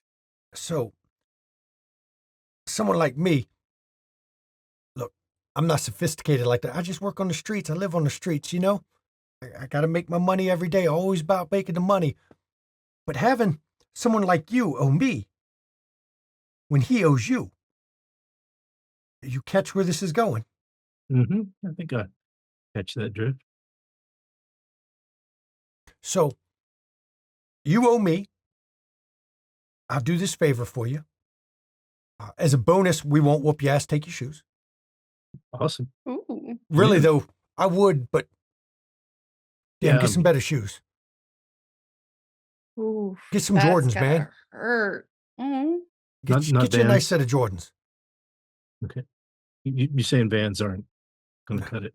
No, they won't cut it. Man, look. What are you dressing right now? I couldn't even pimp you out to the fucking crack horse, okay? I mean, Okay. you're just No, not kinda cutting it, man. You're not cutting it. I'm kind of grateful for that, but okay. I get what you mean. So if you're willing to owe me, I know the exact building that you can go in whatever you want to do. No questions asked in the building.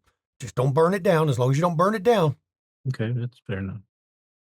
What would it cost extra for you and your guys, or just a guy or two, to potentially slow down some of the target's friends? Not get involved, but slow them down.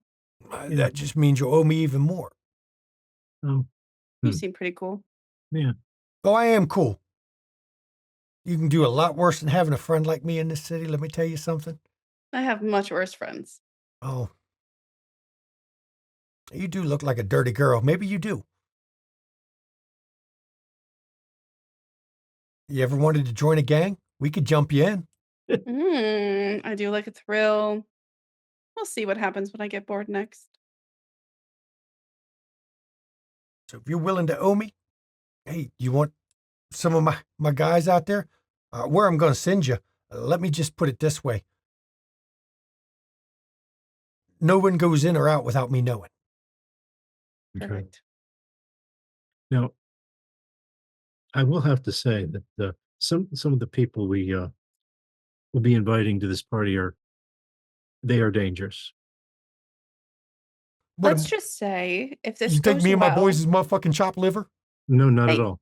listen, if this goes well, we'll have some nice shit to say to the big guy about you guys. That's right. Yeah.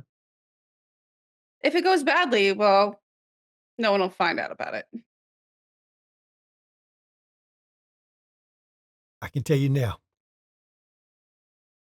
Me and my boys, we can handle our shit. We got enough fucking AK Tech 9s and some other shit I'm not even going to tell you about. It makes the AKs and Tech 9s look positively street legal. Looks like a 38 special. You don't worry about that. Where you going to go, though? You mentioned, empty building, basement preferably. That I can get you. Okay. Okay? You got to go up by Cabrini Green. Okay. Okay. 2 blocks west from there. Okay. Lux West. You can find it. It's an old theater. It's closed down. Perfect. Okay. Nobody goes in, nobody goes out. It's going to be a guy. There's always a guy out front. Okay. Okay. We just call him, cue ball. He's not bald. It's an inside joke. Don't worry about that part. You go tell cue ball, he'll be out front. Trust me, you'll see him. Tell him Jackson sent you. You give it a free run of the building. It's got a basement. Got the theater level. Still got, most of the seats. Some of them are gone. People break in, steal some shit every once in a while. We want to make sure it doesn't reopen. Yeah, we're not going to be showing home movies anyhow. Well, from the sound of it, you are going to show a movie of some kind. Well, I mean, we might be making some, but nobody will care how much screaming goes on. As long as you don't burn that building to the ground, nobody will give a fuck. fair enough. Because of where you're being sent. Trust me. I know every motherfucker who comes up in that area. If you go within 4 blocks of that place, I fucking know it. I don't care who the fuck you are. Even the fucking sewer rats don't sneak past me. No, I'm saying something. Let's just say that's mine. In every way, look, Prince Loden may run the city. Cabrini Green is mine.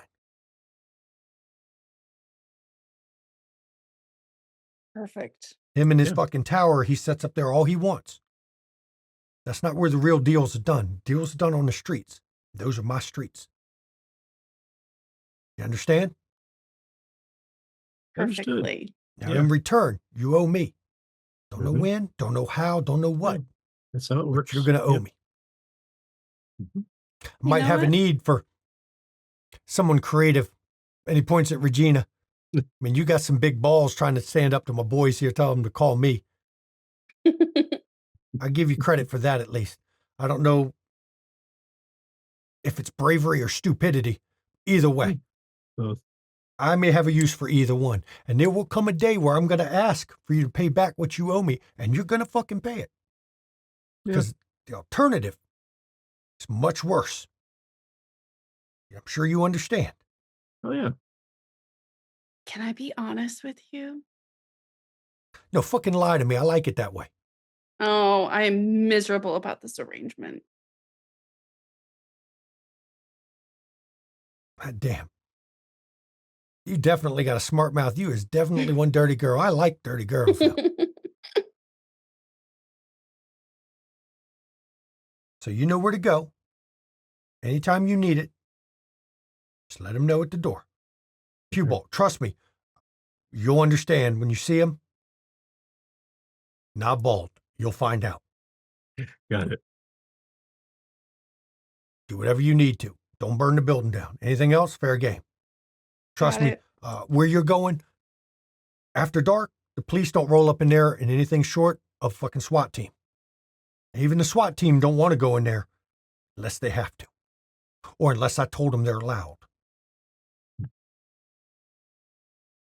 Hell, if you call an ambulance, I can tell you right now, they're not going to get there until morning either. This place sounds better and better. It does, yeah. You made a great choice, Regine. It's my street. That's my part of town. Ain't shit go on in or out of there that I don't know about. Got it? Got it. Got it. Come on, boys, let's roll. I know. It's so nice to meet you guys. And the one that was doing the talking, he grabs his junk again and shakes it. Whenever you want to see the big boy, I'm right here. When I have more time, I think I'll need it. And the one they called 8-Ball goes, oh, don't worry. You won't need much time with him. And right here, everybody, I think we're going to go to break. We will see everybody after the break. Please enjoy our break music whenever I can find the mouse, because the mouse is like all over the place in here. See you in 10 minutes and about 40-ish seconds. Oh, gosh, go for Well, while we're waiting on Lou to come back. Oh, there she is. She's back. Hey. Surprise, there's a Lou. Welcome back, everybody. Before the break, well, there was a whole bunch of this cool scenes going on. Let's see, I gotta pull my thing back over here because I have to move stuff around a lot now. Sven and Lucas had a nice little chat. Sven's putting the word out about the Marauder already, but he's going to see about trying to get Simon some help. Simon, speaking of, called his sire, found out she's blood hunted. Her little shit she was doing in her club, which was pretty fucked up. Trust me, if you don't know, look up Morgaine in New Orleans by Night. You'll understand why when an Archon found out, it was over for her. Margot got to meet Tracy Graves, who is different than most of the Tremors in the city, 100%. Lou called her sire and got some good info from Jan Peterson, her sire. And Regina and Kenny met one of the most connected individuals, depending on the connections you're talking about, in this city, which is Kevin Jackson. He's not going to connect you to bankers. He's sure as hell not going to connect you to the stockbrokers, but he knows a lot of shit. So, as we're opening up the second half, first of all, our guests would like to introduce themselves and should. Absolutely. I am Mama McStabber, and tonight I am playing Jules DeVoe. And don't worry, we'll get to speak with Jules in a second, because the coterie is gathered back up with some information. So we're going to open up with the coterie. I assume Lucas suggested to go speak to Jules, so we can have you all on your way to Jules, talking in the car. Makes it nice and easy and gets us moving forward on that. So you're on your way to Orphans as you all are riding over that way. Oh, how was everyone's night? Oh, it was exciting. I got a lot of info. Actually, Cool. not Why entirely are we surprised. going to ask Jules? Because We need help. we can't ask her to help us with everything. We don't. We kind of do. Not. I think there was one or two things we didn't, but Name them. When Margot gets set on fire. If we'd had time, we would have asked her for help with that, I'm that's sure. outside the parameters. Yeah. But we didn't. Well, Oh. I talked to Also, Tracy. No. Who's Tracy Okay. again? That's the one Nikolai told me to go see. She's a Tremere. I can't keep them all track. Okay. Well, anyway, so she gave me a lot of information when it comes to the mage, the Marauder chick. So I do basically, wild as this sounds, I just call her and say, yo, hey, this chick is like just showed up in a club. I walk out of the club, call her, and the mage people come and get her.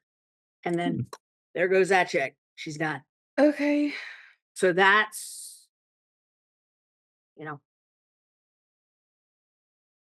Sweet.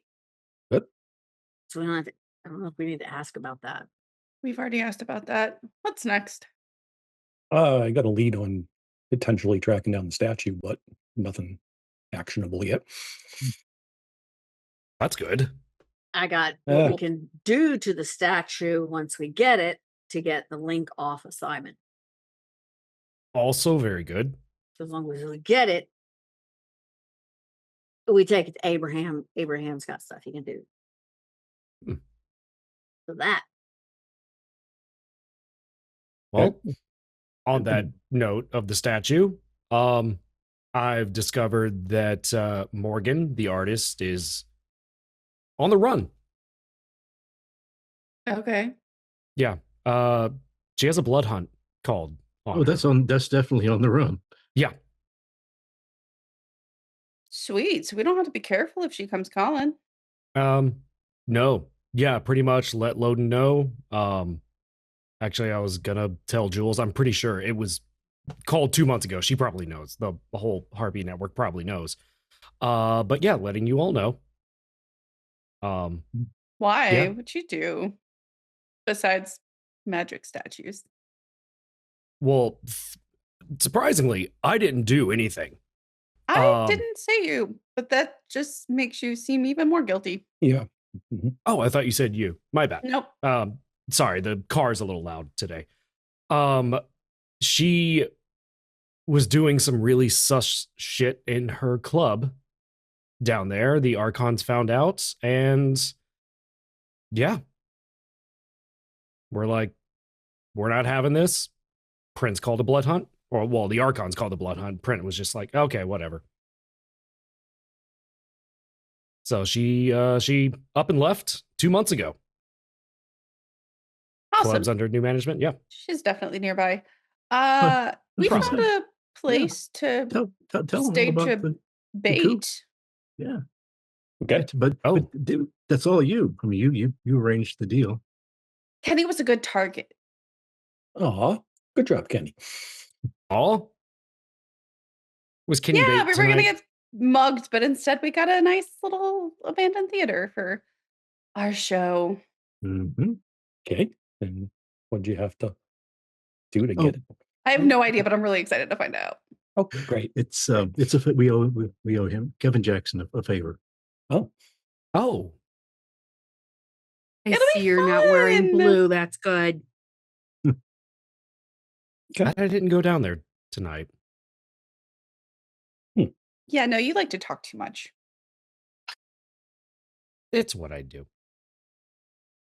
Anyway, it is out of the way. Got a basement, a stage and everything. A guy at the front and And a back up guarantee in that, case anyone wanders within a 4-block radius. yeah, I mean, we got guarantee nobody's going to come if there happen to be screams. Nobody's going to come and respond. okay. Nobody's even going to look up and out their window. So it's one of those neighborhoods. Got it. Yeah. As long as we don't burn the Burn- place down, yeah. we're all right. Yeah, oddly, Oh, that was Burning the specifically. And if- one condition he kept mentioning over and Yeah. over again. Don't burn it down. And if one of you Okay. burns it down, I'm throwing you under the bus. I don't have that kind of skill yet, Cool. so I think But we're we- okay. But also humans don't need that kind of skill for fire either. True. So as you're pulling up, it's late in the night. Orphans is still going. It's Orphans. There's still a line out front. The upper floor is now finished, and everybody there's lower floor and upper floor Yeah, now. but it's busy. Barry is, of course, at the door, standing there as always, because it's Barry. He's always at the door. Mhm. And he just looks you up and down as you come up. He recognizes you all and opens up the ropes. And you hear muttering in the line again, because there's people waiting to get in. They're at capacity. And he just looks down. You, get out. You're not coming in tonight. I'm in charge of the door. I let in who's allowed in, not you. And they seem upset about it, but he gives them a look, just stares. And even you all feel a little bit uncomfortable by his stare at them. And they finally just grumble a little bit as they turn and walk away from the line. She's inside. You'll find her probably upstairs.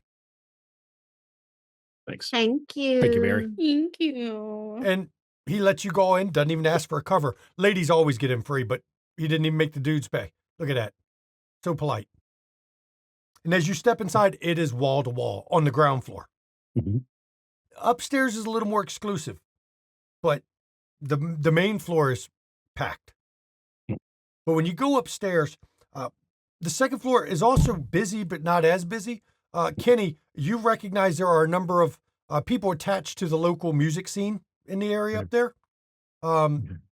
Because you recognize a lot of the local bands, not just Baby Chorus, but these are a lot of the underground local bands. And Right. she's got them gathered up. You don't know what they're celebrating, but it's obvious by the amount of alcohol being drunk, somebody's celebrating something. And I'll turn it over to Jules because you noticed them come up. You actually knew the moment they came in the building. It is 1994, and a certain album went crazy fucking popular from a local Chicago band called Smashing Pumpkins. And if they can make it, anybody can. Anybody can. Is Billy here tonight? Yes, but Yes. Don't talk to him. Don't talk Okay. to him. The whole band is here tonight. They're celebrating. Yeah. Judy, that's what he was Because doing. this Oh my was one God. of the first places they played. So, yes. Yes. And as she sees the kids come in, she says something actually to the band, and it's congratulatory, of course. And she's so happy for them. And she just excuses herself and approaches you all. Well, good evening. Jules. Good evening, Jules. Good evening, Looks like Jules. it's a hell of a party. Yes, celebration. Smashing Pumpkins went platinum That's on awesome. their album. Who's Yeah. trying not to just fangirl this moment? She really is trying not to. They That's actually incredible. did their first performance here. Oh, They're a wow. local group that made good. So we're celebrating them before they head off to LA. Awesome. Mm-hmm. Best travels to him. Yeah. So we need to talk about stuff? Yeah, I Yeah. think so. Mm-hmm. Okay, come with me.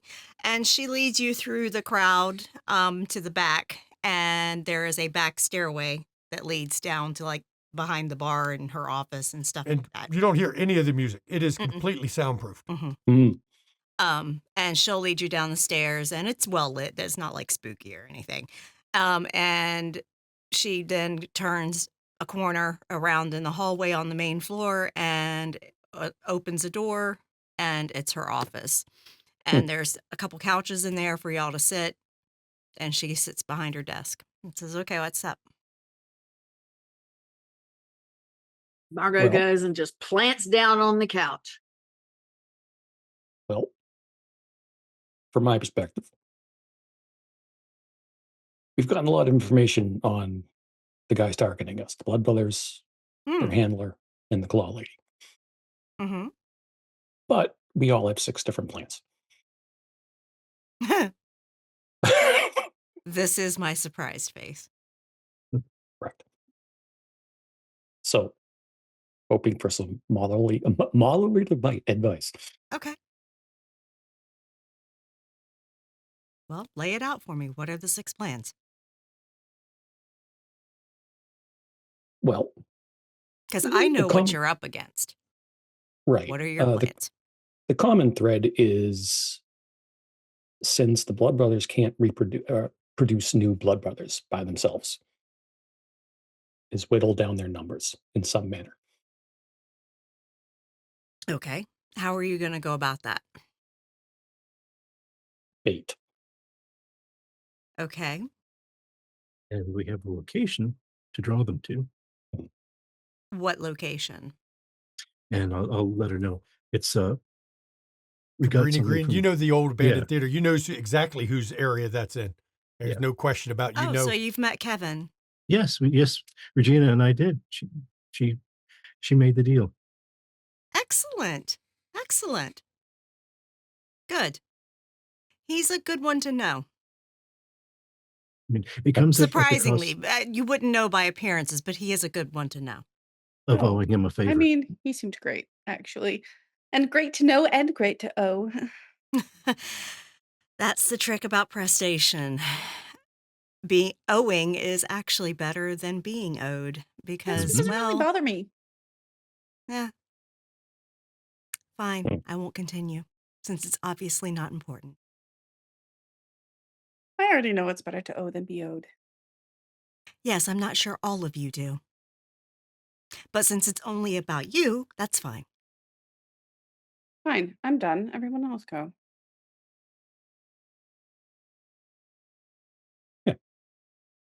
So, Oh, go ahead, Lucas. So Yeah, you have an there's a- abandoned theater Mhm. in a pretty well protected area. Mhm. Okay. Bait. Who's bait? Simon. Simon, do you have a death wish? No. No, I don't think I have a choice in the matter. I know that Oh, I'm the one they're targeting, and that was gonna be my bit of information I was going to add. There's a new complication that has arisen recently. I'm sure you heard about the statue exhibition at the ballet theft. and the theft. The statue that was stolen.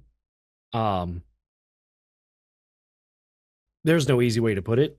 Was created with blood magic, and it's my blood and more inside of it. And it's connected to me. And I believe they Who are made it? aware.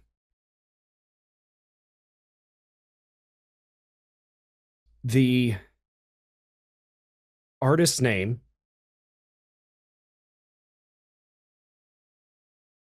Jules, I won't lie to you, but I want to present to the coterie that hearing something you can't unhear and knowing stuff can sometimes bring danger to you. Do you need me to leave to protect you from me having to tell it to Nikolai? That's what I was getting ready to say. If you don't want to hear this, please step outside. I don't want to endanger you. I I don't just have to asked who know made it. the statue. There's more to it. Hey, Yeah. Margot, are you stepping out? I'm stepping out. Margaret steps Okay. out of the room Yep. and continue scene. Yep. I apologize, Jules. The name of the artist is Morgaine, who ran the Lamplight in New Orleans. Former Toreador Primogen in New Orleans. Yes. Yes. I just found out tonight, I'm sure you know, 2 months ago, on the run, blood hunt Yes, called she on her. absconded because she's under a blood hunt. Yes, I'm aware. Yes. Yeah. Mhm. I spoke with the new owner of the Lamplight. She is the creator of this statue. Okay. All right. The statue is now missing. Yes. Fantastic. So it has your blood in it. It's of you. Yes, So they ma'am. have a perfect replica of your face. They have already seen me as well. Yes, but Yes. now anyone can look at you now. Yes. Fantastic. Okay. Margot, you can come back in. Now, oddly enough, Margaret, you couldn't hear a damn thing through the door, but her voice came through, even though you're pretty sure it was soundproofed. That's a cool trick. I'm full of tricks, dear. Yes. And I was leaving to protect him because I know Right. No, I we can get it. smell We it. get it. We're good. It's We're good. okay. Okay. It's It's okay. okay. We're done now with that. It wasn't a disrespect. So anybody. No, we know. have the venue. Simon is possibly going to be bait. I may have a different alternative option for that. Okay. What other plans do we have? Go ahead. I know that as far as like the statue's concerned, I talked to somebody who said the best person to take that to try to break that bond thing, whatever it is Abraham. Oh, absolutely. So if we find it, I know what to do with it. It's just I can't find it. Mm-hmm. Right. Yes. I feel like that's second Right. to That's after. the Blood Brothers. Yeah. As far as that, I am following whatever other ideas everybody's got. I'll do whatever helps. I know Nikolai has granted me, Abraham's teaching me a bunch of really cool, neat stuff. So Good. It's about fucking time. good stuff. Good stuff. Way over my head stuff, but I'm That's learning. okay. So You're I'm smart. learning You'll catch on. learning as fast as I can, but somehow to protect all of them. Yep. I do know we heard that if they're alone, not with their handler, the Blood Brothers are not the smartest individuals. Not to underestimate them, Point but they're of order. more. Go ahead, Ye- Lou. I spoke to my sire tonight. How's And that he said- bastard? Existing. Unfortunately. No, yeah. long and the short, he said about the Blood Brothers was that they can turn around and use the blood from one to another. Yes. So even if a gangrel, shall we say, we know what kind of wounds they leave, they could summon the blood even though they're not around each other and heal themselves quickly. In the Sabbat, they operate in packs. The shovelheads kind of do loosely. They're mostly shock troops meant to be expendable kind of thing. Those are going to be very basic, easy to deal with because they have almost no capabilities. It's basically the trial by fire for the Sabbat to beat the shovelhead. If you can survive that, then you can be real Sabbat. And then once you get to real Sabbat, you get assigned a true pack. Everyone in the pack has a role. Then you get a supposed ritual that you can all share a bond to each other. But the Blood Brothers are a little bit different because they're created together, from what I understand. I got some Right. information from some contacts of mine elsewhere. There is something you all need to be very concerned about. One of the things that Blood Brothers, and that brothers is not gender specific. It can be Mm. any gender. It can be Mhm. none. It could be any. Um, they can truly not only share each other's powers, but one can absorb potency from all the others Hmm. and become far more potent and powerful than each of them individually. I have a question. Yes. If it would seem like if that link, be it ritual based, blood based, mind based, whatever it is their strength, could that not somehow be used as their weakness? Question. Possibly. Go ahead, Um, Kenny. if one of them is absorbing, say, all of the potence for an attack on somebody, does that make the remaining ones weaker? That I don't know. Hmm. That's an interesting However, thought. however, I do suspect that if you can take out one of the ones that haven't absorbed all that power, it may weaken the one that did.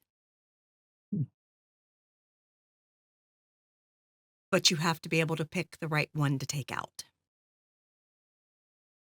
Because if the one with all the power is the one you're targeting, you're Ash. So, is there anything magical or otherwise to determine which one that is?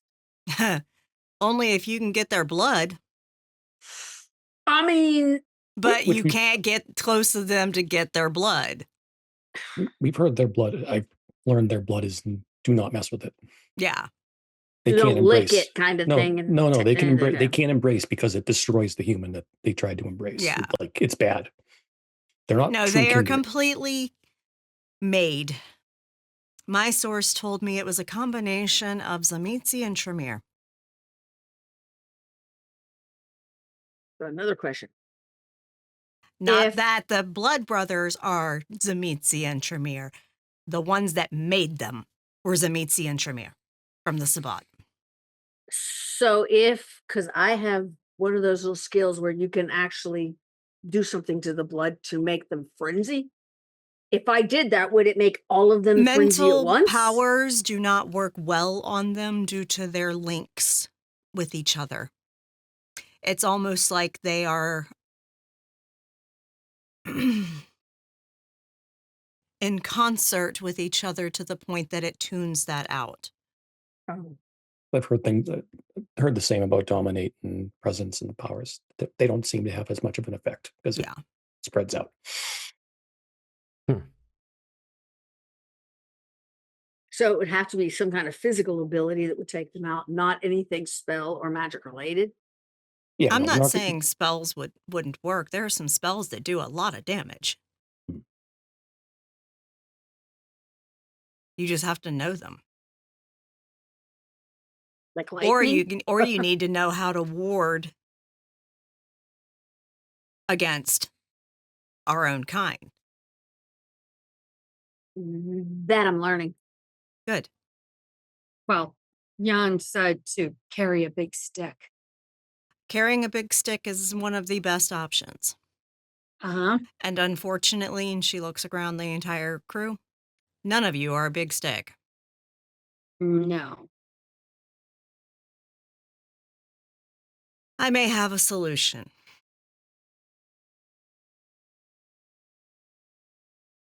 She actually picks up a phone in her office and it rings to the bar. And she Yep. tells the bartender, please tell Barry to come back to my office.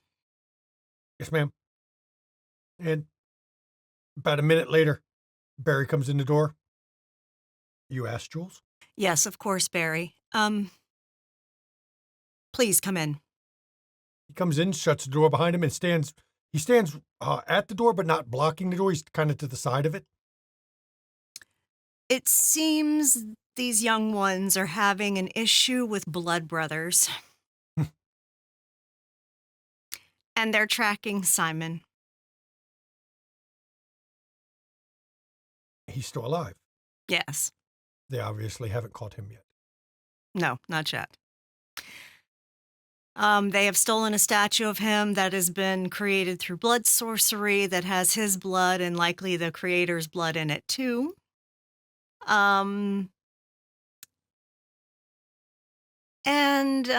Yeah, if they catch hold of these kids ain't gonna make it. I suspect not. Blood brothers are a constant thorn in the side when they show up. Yeah. Their handlers, the connoisseur. Jenny can't say the proper word, but Yeah. Chasu. Sure. Chasseur. Mm-hmm.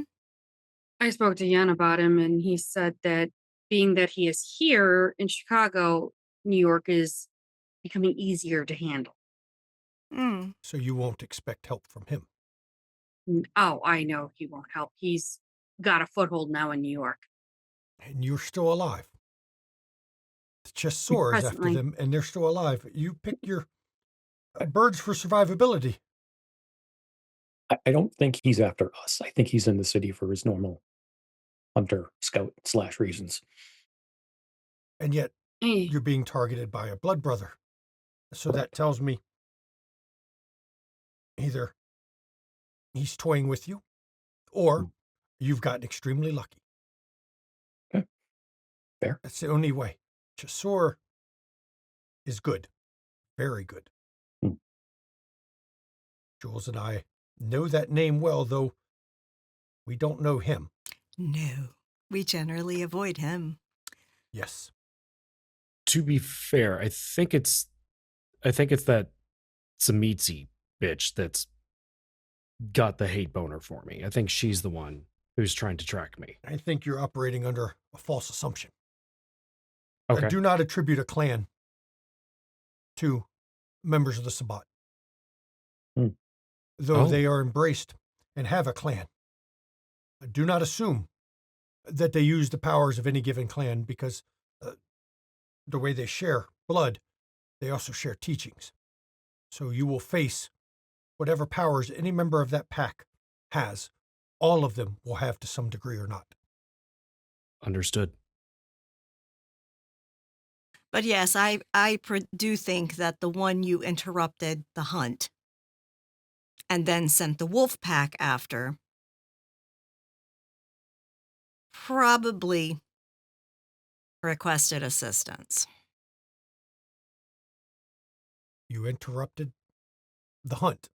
And didn't destroy her. You let her get away. Lesson learned. Sabbat or kill on Yes. sight. You didn't kill her, so now it's her turn.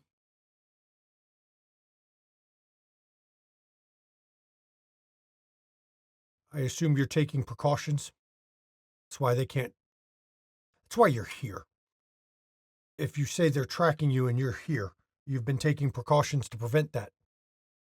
Yes, I've been going through running water. As Every always. Said it before, Jules. Tremere can't keep secrets. That is the worst known secret. I know. Defeated by water again.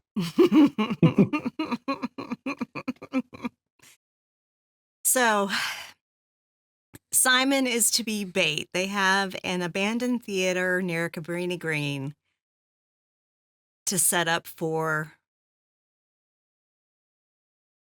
I guess, an attack, an ambush, something. I know if Simon is actually bait, he ain't gonna make it. I don't like that. Not unless he's extremely lucky. He will be destroyed before For anyone can save his I can ass. save him.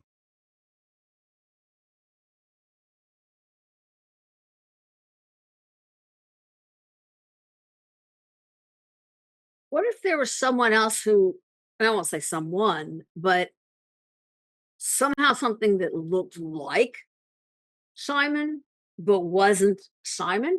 You see, I don't know why I'm telling you this. You should know. There are two ways to track an individual. By name. If he's being tracked Mhm. by name, there's not much I can do about that. He's being tracked because they've seen him. There are ways to fool that particular power.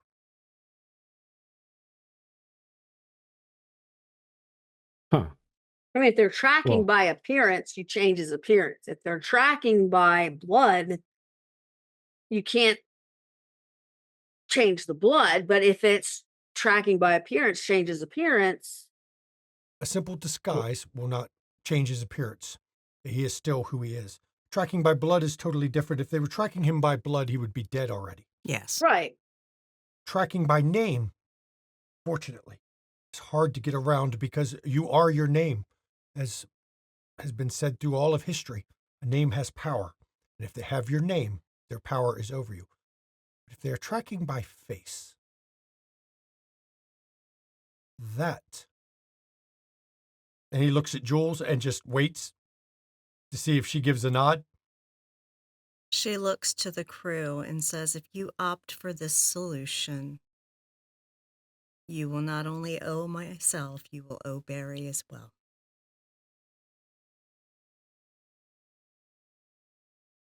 This goes beyond being your mullah.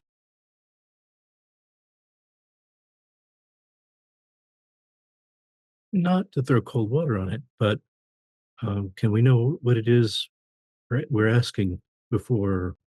You'll have to agree before I can show you. Bet you it's flesh changing, changes whole flesh face. How do you know about that, Margot? How else? You can't put a disguise on him. So what else you gonna do? How can I you mean- change your flesh? I don't know. I mean, if he were like, if he were burned, then he'd have a burn mark, so it would No, look if you're not burned, like him. you turn to ash. well, we go up like cordwood. Jesus Christ, Claus Yeah. did it. That's how we couldn't track him. something you got to change. Claus did it. You couldn't track him because they changed themselves. It's also why Yeah. Nikolai That's a has been unable to find them for the prince. Yes. Because I know the prince has tapped the warlock when Sabat's in town. Mm-hmm. so that's a mage thing. No. No. No. Again, you will have to agree before I will. But Continue. yes, it is changing the flesh. For penny out for a pound, I agree. If it's going to save Wait. Simon, Think carefully before you agree. This is not. Jules is right. You will owe both of us. Do not take that lightly. no, Yeah, why don't I want to owe you? You do not know what I will ask because I do not know what I will ask. How's that different? You have to understand when you don't know the price, how do you negotiate? Far be it from me to say this, because I've always been the one that is screw the coterie thing, stand up for Tremere, stand up for me. However, this is Simon. If his survival means I have to agree to something to keep Simon to survive, I'm going to agree to it because this is my family. Were you not her little birds, I would not ask you to think twice. I would take what you have offered. But think on it. I know for you, Simon, you have little choice. It will protect you. You would still have to be at the location, because if they are tracking you by name or other means, you need to be there. But if you don't look like you, she looks to Barry, someone else can be looking like you. That is a big stick. That I'm sorry I've been quiet. It's a lot to take in, and I'm just reticent to put another in harm's way in danger because of me. That does help to hear. What do you think we do for sport? Fair. You can, Fair, Jules. in all fairness, while I will not say it is not dangerous, if I was worried for my unlife, I would not offer, because Jules would not ask. I have a purpose. Exactly. We don't cast me away for nothing. Exactly. As you said, I really have no choice in the matter. But before I say it, I would defer to my coterie to take on anything because of me. I gave you my answer, your family. I mean, it's Simon, though. I mean, Kenny, I'll get you new shoes. Did y'all not always preach to me about this is family? Did Yes. you not tell me that I What- should what- be able to protect my family? when you getting Settle all down worked with the up? impassioned speech. Oh my God. Yeah, what are you getting all worked up about? Because this should not even be a second thought. It isn't. It isn't. He took forever to rate us. That Who was a joke. cares? Just saying. A little suspense. Settle down. Look, the problem we have in the beginning is we don't have the guns to deal with this. Right. I'm offering you the guns to deal with it. I've already given you my answer. Of course. Yes, of course. Yes. What's one more favor? 2 more, technically. 2. Yes. True. 2 more. True. Yes. Don't try to skimp, man. Regina, I must hear it from you in those words. Do you accept?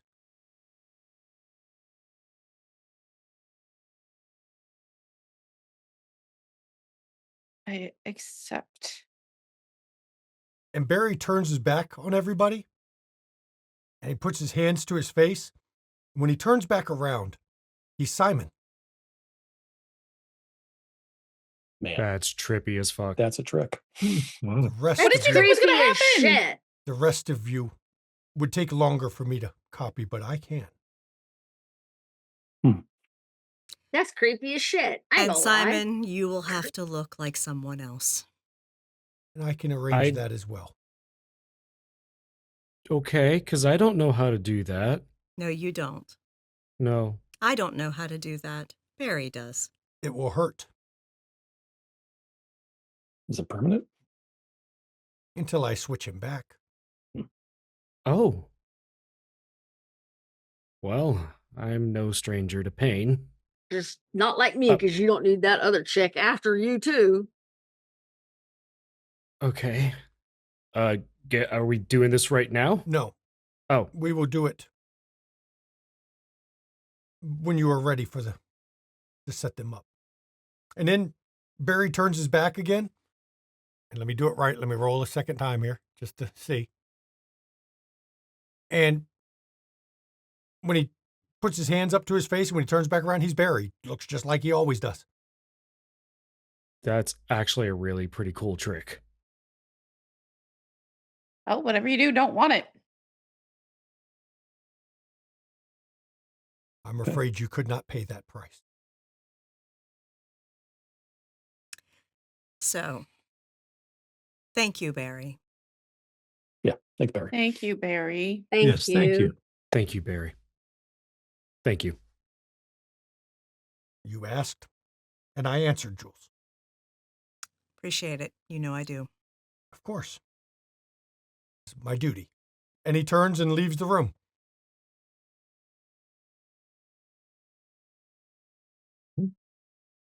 Well, I feel Okay. a little better now. A little better. Yeah, yeah. I will also be there. Thanks, Thank you. Not only for you all, but for Barry. of course. Of course.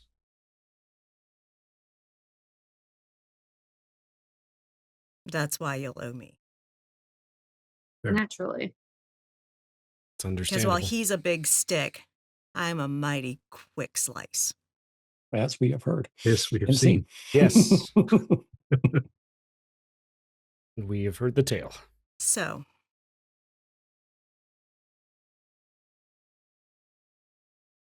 with the venue selected, Mhm. Mhm.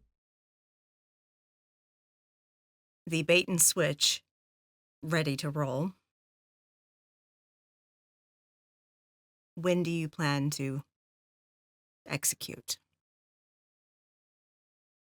Well, Kenny, Regina, have you all seen the theater yet, or? Mhm. No, we haven't gone in just yet, but we were told where to go and who to talk to. Okay. Kevin described it in pretty good detail. So Okay. I kind of would like to make some kind of wards or some kind of protection for you regardless.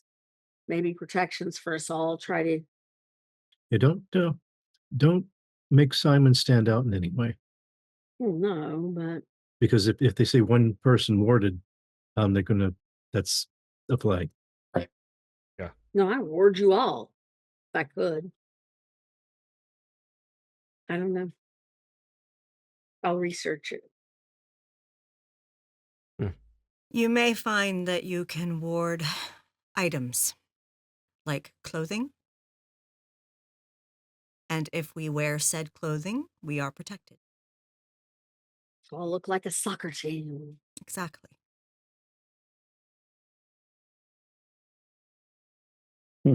Just don't make it blue. A good point. Is black good? We should do like black leather jackets, look like a motorcycle club or something. I don't know. It's, Why don't we just Don't- bring well, us? We that'll haven't be a answered Jules' detail question yet. after we figure out if you Okay. can do Yeah. it or not. Yeah. Okay. yes. Yep. Gotta learn that one. Yeah. Yeah, Yeah. I would think as soon as possible. This has already kind of Um, lingered. So Okay. if we don't hit them, they're going to hit us. Yeah.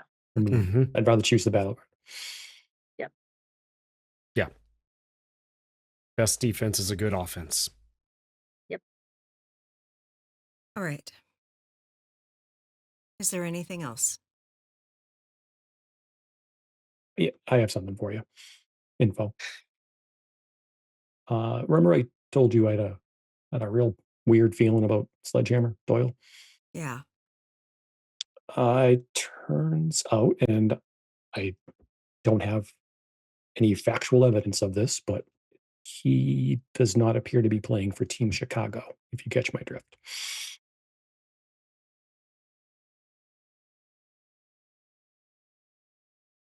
Be clear. He's Sabat. Is he? That is the word. Excellent. Thank you. You're welcome. I wonder if his sire knows.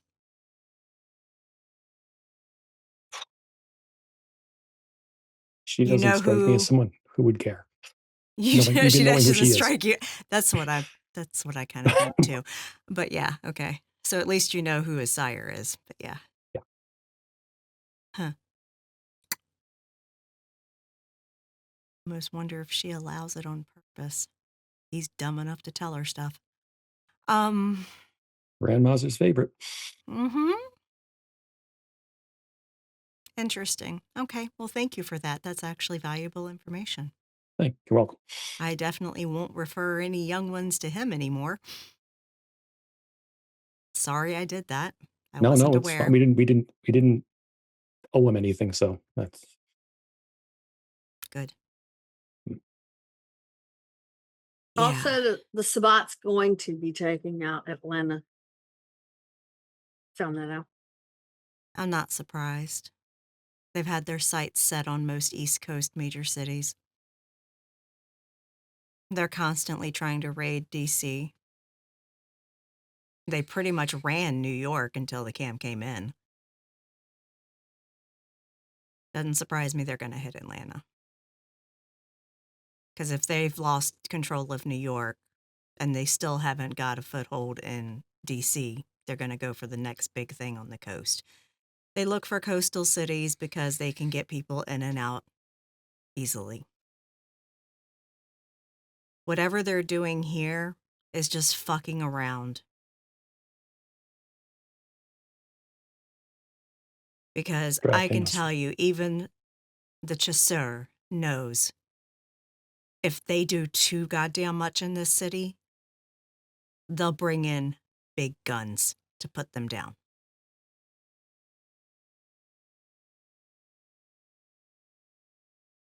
Being that he's part of the bishop's pack. Bishop of New York. Found that one out too.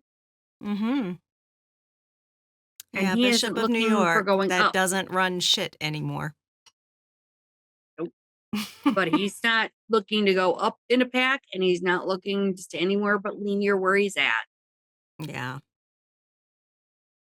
Well, I guess if, he can't be of use in New York anymore, he's decided to come here and run amok. Do expect chaos. That's what he brings. And it's really not the fun kind. No. Totally off topic, but Simon has a new friend I hope will be a good influence on him. Oh, yeah? Yeah, Simon, tell her all about your new bestie. Well, you spoiled my news, Regina. That's what I do best. Spoil things. Thank you for spoiling it, Regina. Okay? You don't, Regina. Jules, I'm sure you know the head harpy, Angelique from DC, is in town. We ran into her, and whom we assume might be her child, at We the can also ballet. do blood magic too, by the way. Oh, Yeah, can that's a whole he? thing. Mhm. Yeah, he was making stuff appear Mhm. out of nowhere and disappear. Mhm. Was it They seem- Wayland? Yes, Wayland. Yeah, Yeah. sorry. Yes, Wayland. Okay. Yes. Let me guess, they- he conjured you a black rose? Yep. Margot. And I kept it. Did you seriously? Do you still have it? It has I mean, not yeah. wilted. It has not started to die at all. It is still just the same rose it was before. Yeah. Okay. Yeah, I was aware he was doing blood magic with that.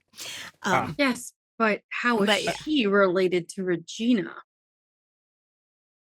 Well, I'm Okay. getting there. So, I was gonna let you know that Angelique seems to have taken an interest in me, and I think we might have a meeting at the ballet. Should I survive the upcoming foray? She's a good one to know.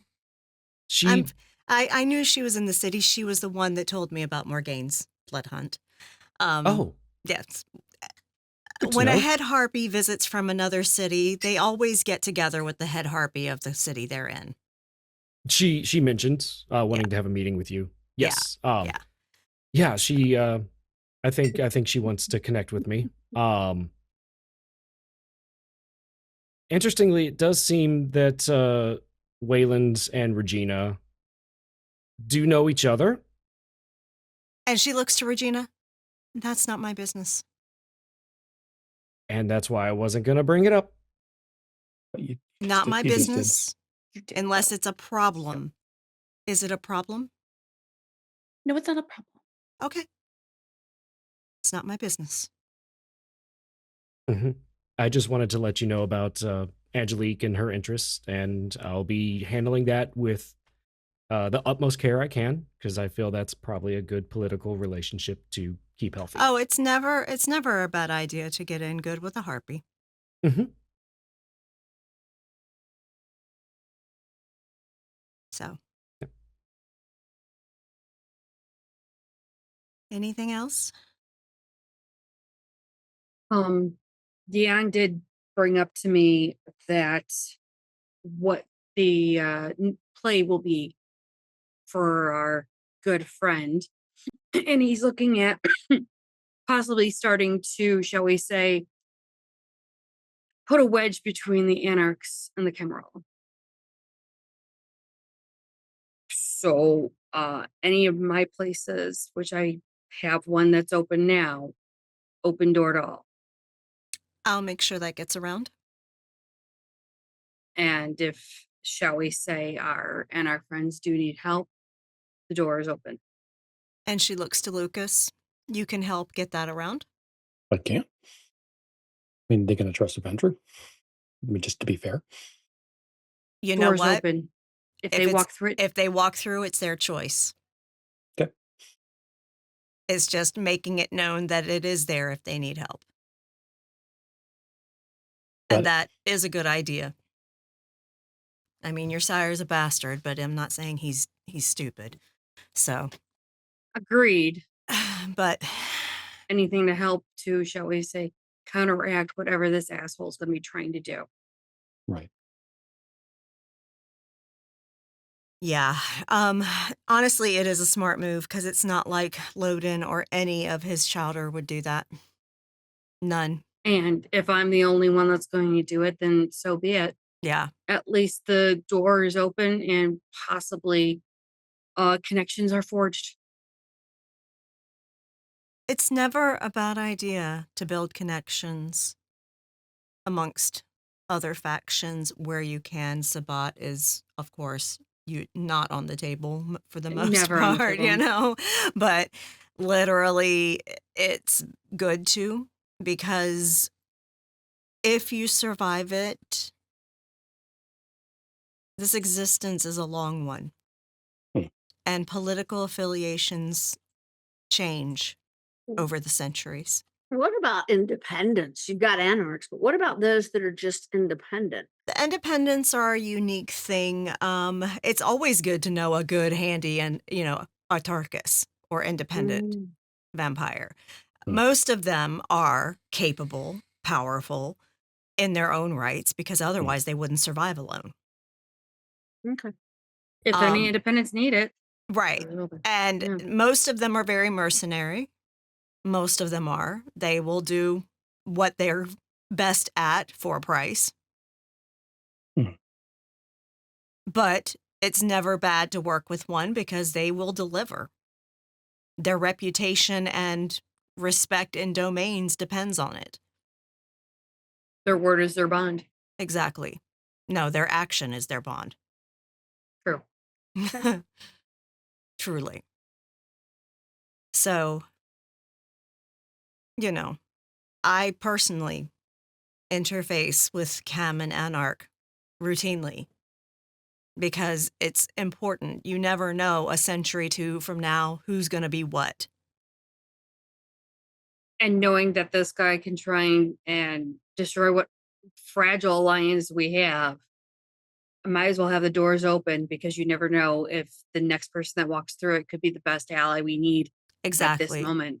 Exactly. Mhm. And if you can convince them that it's not us actually trying to work against them, Correct. let them know that the Sabbat have a power player in the city trying to cause chaos.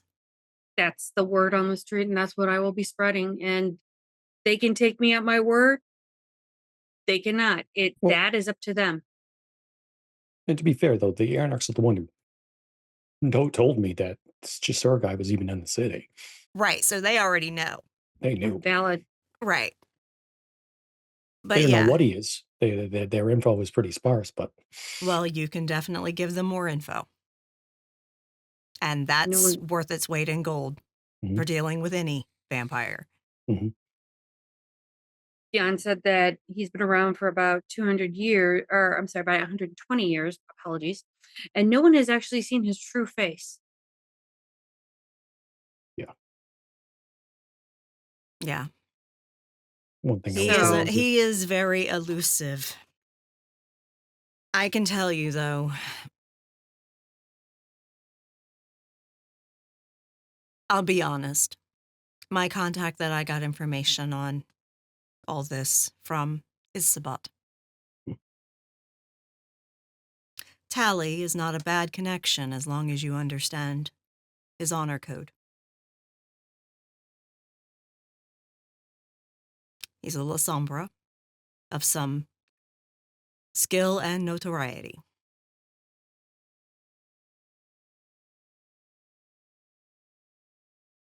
I am not Sabat, but trust, elders amongst sects do talk to each other.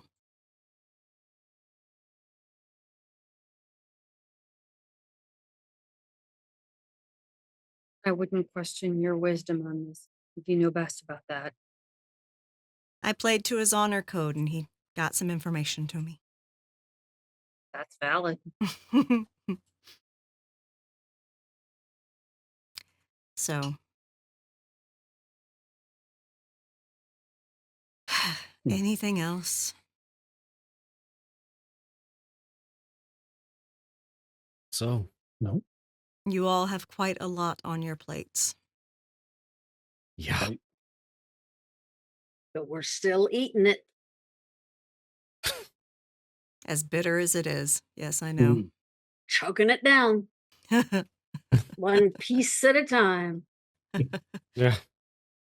Well, Barry and I will do what we can to help. Again, thank you. I have made an investment in you all. And I do want your survival. And you can roll your eyes all you wish, Regina. I know you hate me. It's fine.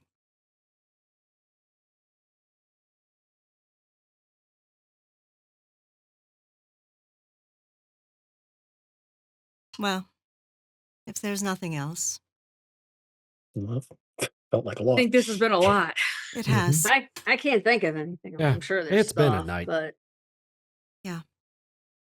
I have a party to get back to. Of course.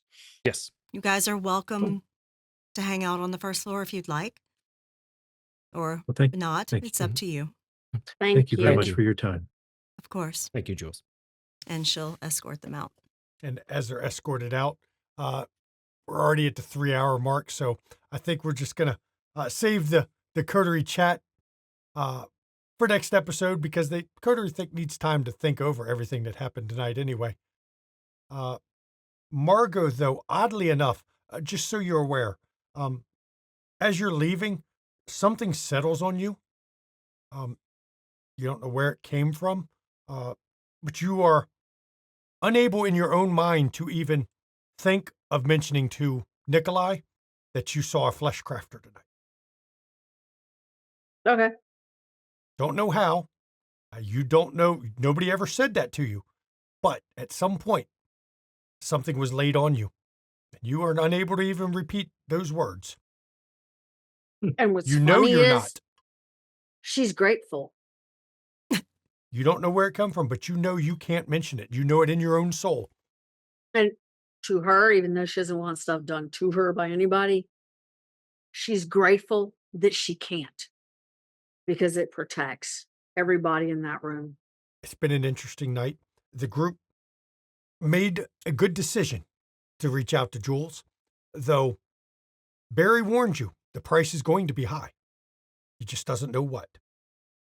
The group owes more people. Welcome to Vampire Society. Yep. And if you deal with the Blood Brothers, someone else will owe you because you have taken care of a threat in the city. So all goes round and round, everybody. Thank you to the players. Thank you especially to Mama McStabber, who popped in his jewels, because this was not a planned guest appearance. This was pre-game talk about what we were going to do tonight, and Lucas mentioned he wanted to talk to Jules, so I checked to see if Mama He was available. literally came out pregame and was like, "Hey, you want to play Jules in second half?" And I'm like, "Sure." I'm always down to get some Regina hate. Okay. And look, so everybody knows, I love you so much. Jen and love you Mama, too, Jen. Jen and Mama are fine.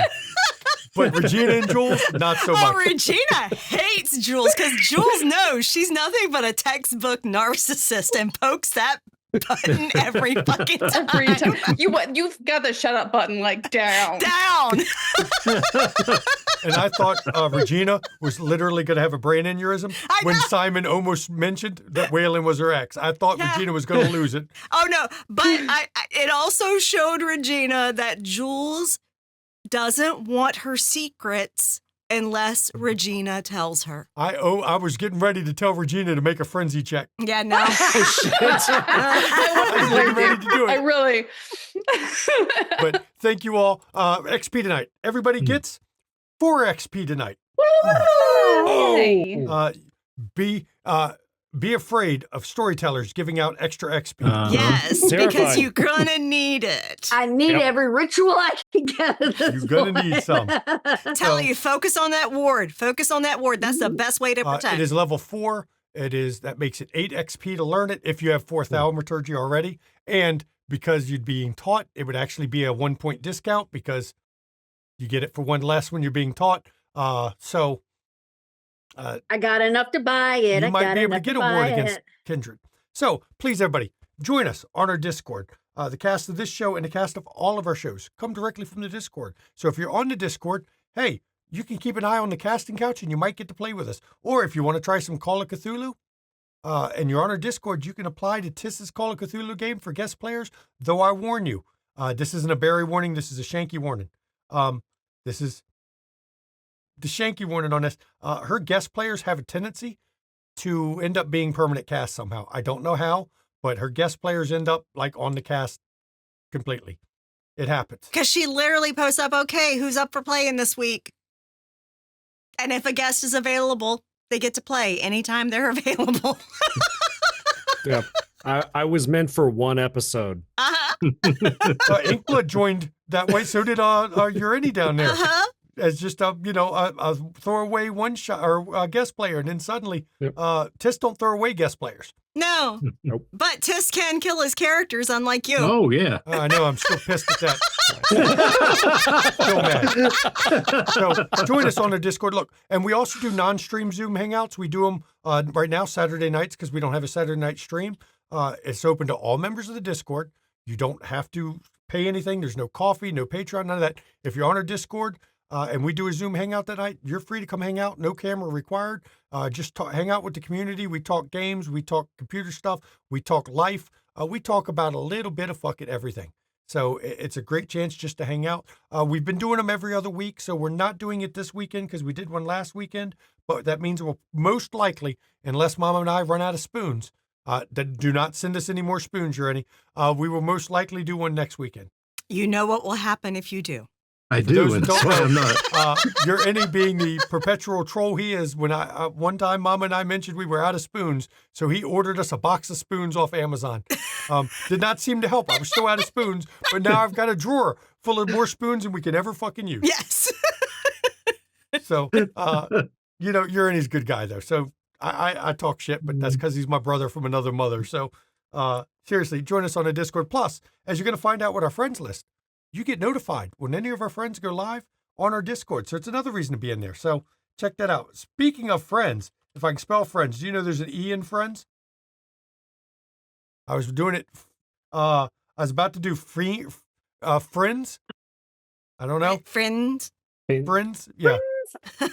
Please, we got some amazing friends. One of them, Junie Von Esch over here, she has been with us since pretty much almost the exact beginning, since our DC by Night days, which is, long time ago. Last time I ran a by night game, and I'll never run another with a title of by night.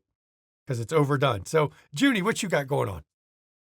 Well, we'll say that when I actually found you guys and I started watching it, I actually asked a game over, how do you sage dice? I know somebody who's got horrible rolling skills. So how do we turn Yeah, I around know and who get that those is. guests? No idea. Anyhow, speaking of which, I turn around and I make dice bags. Why? This looks like an egg. It is a dragon's egg dice bag. I like it. And actually, if it's about 201 dice, so I guess that's Intera approved. I also turn around and stab fabric into cross stitch because I like to do that, because if I can't strangle things, I might as well stab it. If I'm not there, then I may be over at Ravenous Archon because he likes to do games too, and I might be in RP Horror. Who knows?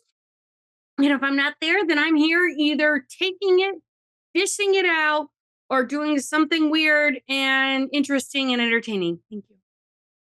And for our next friend down here that's in the stream tonight, Psychoshire, what you got going on?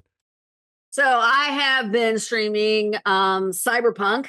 I'm going back through that one. So man, I love that. I love the aesthetic.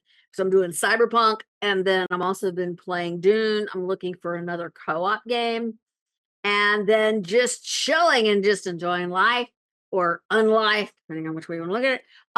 And hanging out whenever I can. And that is pretty much it. I mean, at least you got AC now. Yay!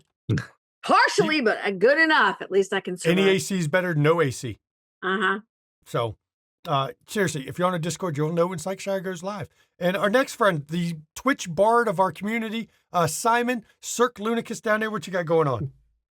How's it going? Yes, I like to do a variety of stuff on my channel, whether it's dancing, music, art. I actually just got a lot of supplies to start doing like textured art IRL. So I'm working on some new camera stuff to do like not really Bob Ross, but Bob Ross style streams. But this week I've been giving my body a break. And we did not plan this, but I've also been checking out Cyberpunk 2077. Because I am a huge fan of the TTRPG. It's one I've loved for a very long time, and it's really fun to jump into it because it's my favorite aesthetic. I love the cyberpunk film noir kind of stuff. But yeah, no, I'm checking it out. And like you said, if you're on the Discord, you do get a notification because my life is kind of busy, so my schedule goes up and down a little bit there. I've always been a bigger fan of Shadowrun than Cyberpunk, but I get it. I did play the game, but I also did the same thing I always do when I play a game like that. I spent so much time doing side quests, I burned myself out on the game and then didn't get back to it because I was so busy trying to do every little damn side quest I could. It's the same reason I never finished Witcher 3 or Witcher 2 or Witcher 1. So definitely check Cirque out. And of course, our other friend who's not in the stream right now, he's got a character, it's just not come up yet. Ravenous Archon, you should go check him out. On Monday nights, he's doing a kind of his own version of like Hot Ones, where he invites somebody in to create a character in a game they haven't played before, as they get walked through the character creation process and talk about, he asks questions and stuff. So it's a nice little, his angle on it, which I think is a cool idea. I'm not going to steal it because I don't go and steal his shit like that. So you should go check him out on Mondays. If you're on our Discord, you'll know. You'll be able to see when he goes live to go and check it out. It's been pretty interesting so far. Now, next up on here, we got merch. Look, did I do YouTube? No, check out our YouTube channel. Let me do that next. If you want to catch our back episodes, go to our YouTube channel. Not only is this stream on there, all of our streams, and trust me, we are pushing, I think by now we're getting close to 700 videos on the channel. We've got so much fucking content. We've been doing this almost 7 years now, and we're putting out fucking content constantly. So go to our YouTube channel. You can catch all our back episodes. There's enough to binge watch to keep you binge watching for months. If you want to cancel all your streaming subscriptions because, hey, money's tight, go watch our channel. You could do that and still go through, save a whole month's worth of subscription channel money by just watching our streams. And yes, we have ad at the very beginning, always skippable. Other than that, we don't put any extra ads in it, so you don't have a whole bunch of mid-rolls and shit. I don't like to do that.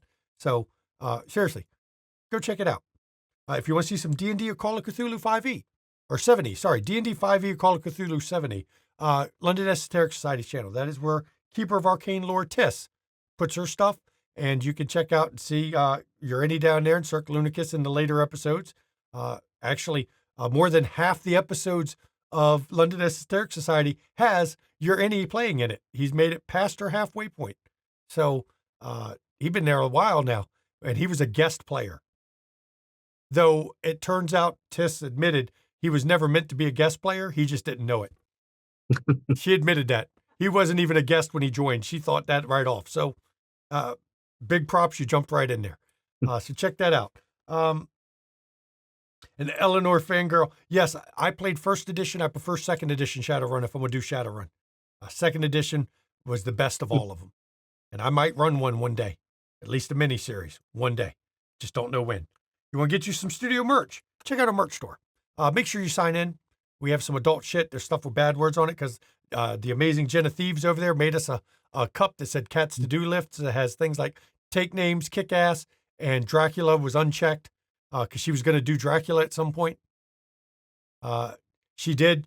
She got caught in the golden rule with Dracula because of Dracula, Christabella, and her character. It happens. So, sign in. You also can get your Camp Wish a Motherfucker Would Camp Counselor t-shirt. The Daywalker there in our chat, in Twitch chat, that was straight quote from his character. So you should go check that one out. You got to sign in and do it. Look, we don't make money off our merch store. We have never collected a dime for a merch store because we have the profit margin set so low on it that we don't make any money on it. And that's fine. That's not the purpose of it. If we're trying to do this studio and this streaming to make money, well, we picked the wrong fucking business. I can tell you that. We'd go hungry rather than trying to do this shit for money. Let me tell you. So check that out. Bits of donations. Bits of donations that go to the players, not to the studio. It's a way for you to give something to these players for being in this game and playing with us like this and going through what is going to be potentially final death-causing fights. And for those that don't know a Shanky game, let me tell you, I will not hesitate to kill any player at this table. If that's the way the dice roll, that's the way the dice roll. I will fucking murder them even in Vampire. It happens. Without consequences, what's the point in playing? So, you want to support the studio? Subscribe on Twitch. Gets rid of ads. Fuck ads on a TTRPG stream. I fucking hate them on TTRPG streams. But if you want to support the studio and not give Twitch half your money, you can go to our Ko-fi. You can contribute to Mama's Port Fund. I should rename the Ko-fi to Mama's Port Fund because it helps buy Mama some port. But look, money's tight. I'm not asking people to give money you don't have. Eleanor Fangor, thank you earlier for the bits, by the way. I did see that. It's just, when we're in game, I don't talk about shit in chat during the game because that pulls from the game. But look, if you want to give to the studio and don't have money to do it, don't spend money you don't have. Go to our YouTube channel, like the video, comment on the video, subscribe to the channel. All those three things help us out. And it's not about the money. We make maybe on a good month, $30, $33 off our YouTube. What it really does is it draws more people to the community. The more people that learn about our content, the more people will join the community and will get to play with us. And let me tell you, I will say flat out that we have drawn more people to the community and we get more views on YouTube than we do off of Twitch. So all of you who like to comment on the video and like the videos, because of you, YouTube has been a bigger draw than Twitch for our channel. We have people that are at virtual tables with us that have come from YouTube. We have people running games here that have come from YouTube. Maddox, our Changeling storyteller, found us because of Wraith, and he's running Changeling as a chronicle with us now. Yeah, Timber Brad ran a game with us Delta and played Green. games. Mm-hmm. It came from Wraith. Yep. And Tara found us on YouTube, and he's, playing in like so many games. And you know what? As long as he keeps applying, I'll keep putting him in games. He got the Noted. bug. Fun to play, and that's the beauty. And for those who haven't noticed, we like to have varied casts. You'll notice, we have certain people that apply to a lot of games that get in them. But you know why they get them? If not a lot of people apply, we'll have to keep picking the same people. The more people that apply, the more we can vary the cast. And we have built the studio on the idea of having different storytellers and different casts because that's what makes it fun. Playing with people you would have never got to play a game with otherwise. It makes it a lot more fun. So all of you who have helped us on the YouTube by commenting, you've helped build what we are. Thank you so much for contributing to our community that way. Yep. It has helped drive us up, and our engagement on YouTube, it helps a lot. So now it's up for Mama. Since she's here, she can give the schedule because I suck at doing the schedule. as I wasn't planning on being here tonight in just a moment. They are playing this weekend. Yes, they Yes. are. Okay. Yes. So thank you, everyone, for joining us tonight and tomorrow at 3 p.m. Eastern. Join Urini here and maybe Cirque. Are you playing tomorrow? Oh, yeah. Yeah. Okay. So Urini Naturality and Cirque is going to be playing in Call of Cthulhu, London Esoteric Society with Tiss and other people. Yes. And what are y'all doing? Stuff. Shenanigans. Shenanigans. things. Shenanigans. That is Call of Cthulhu. It is all Yeah. shenanigans Yeah. to learn that Cthulhu mythos because that is the whole point. No. The whole point is to go crazy. You hide in the back of the group. You put your fingers in your ear. You keep your eyes closed, and you let them No, all die to see, insanity. that's the boring way to play. The fun way to play is just read the books out loud. Read the books. Make the And marry deals the with the fish. shadow And marry eldritch the fish. And deities marry the fish. Yes. Okay. and marry the fish. Yes. With piranha teeth in her mouth, of all Yes. things. Just drew a picture of it. I know. It's great. She hides those, though. That's what she said. Because there's two types of people: yeah. those who those who have a bite fetish, and those who lie and try to claim they don't have a bite fetish. That's right. Yep. Anyway, so that's tomorrow at 3 p.m. Eastern. Join them. It's always a lot of fun. It's always a lot of fun, y'all. And then on Wednesday at 8 p.m. Eastern, Dark Ages, the Convention of Thorns is back. Patricia unloaded on Hardestat. Of course, it really didn't do much to him, but that's okay. Next time, use a cannon Yeah. or two or five. or literally, pitch covered fucking bullets that light on fire, whatever. And It's listen, and that's not even the most exciting thing that happened the whole time. So I know. it'll be Hey, like I 30% quieter, but also like got just as one word interesting for this everybody: week. Dickpocalypse. Dickpocalypse, okay. But yes, so that's what happened last time. And we have given votes and decisions on 2 of the 3 questions so far. And for those wondering if we're sticking exactly to historical version of events, I can tell you already: the Convention of Thorns, the Treaty of Thorns, is already going to be slightly different Yep. than what history came out with. Yep. So, yeah, and Peregrine got out of being cursed. I'm not going to spoil that for folks who haven't watched the episode. She avoided the Assamite blood curse. Yes, she did. If only they can go to the YouTube channel to take a look It's at right watch there. it. It's right there. Yeah. So that's going to be Wednesday at 8 p.m. Eastern. We're going to pick up for the next night of the Convention of Thorns. And Jesus Christ, if more idiots talk, Olga's going to lose her absolute fucking mind. I think we've all lost our mind up in here. She really is. And when an Abyss Mystic loses their fucking shit goes bad real quick. Or people jump into a mirror and disappear. Yeah. Or, big black holes just open up under people and swallow them whole. That's how we got up with the songs Black Hole Sun. Got it. Anyway, and then, of course, this crew will be back next week on Friday at 8 I p.m. think next Eastern. week is going to be the week they try to take on at least one of the Blood Brothers.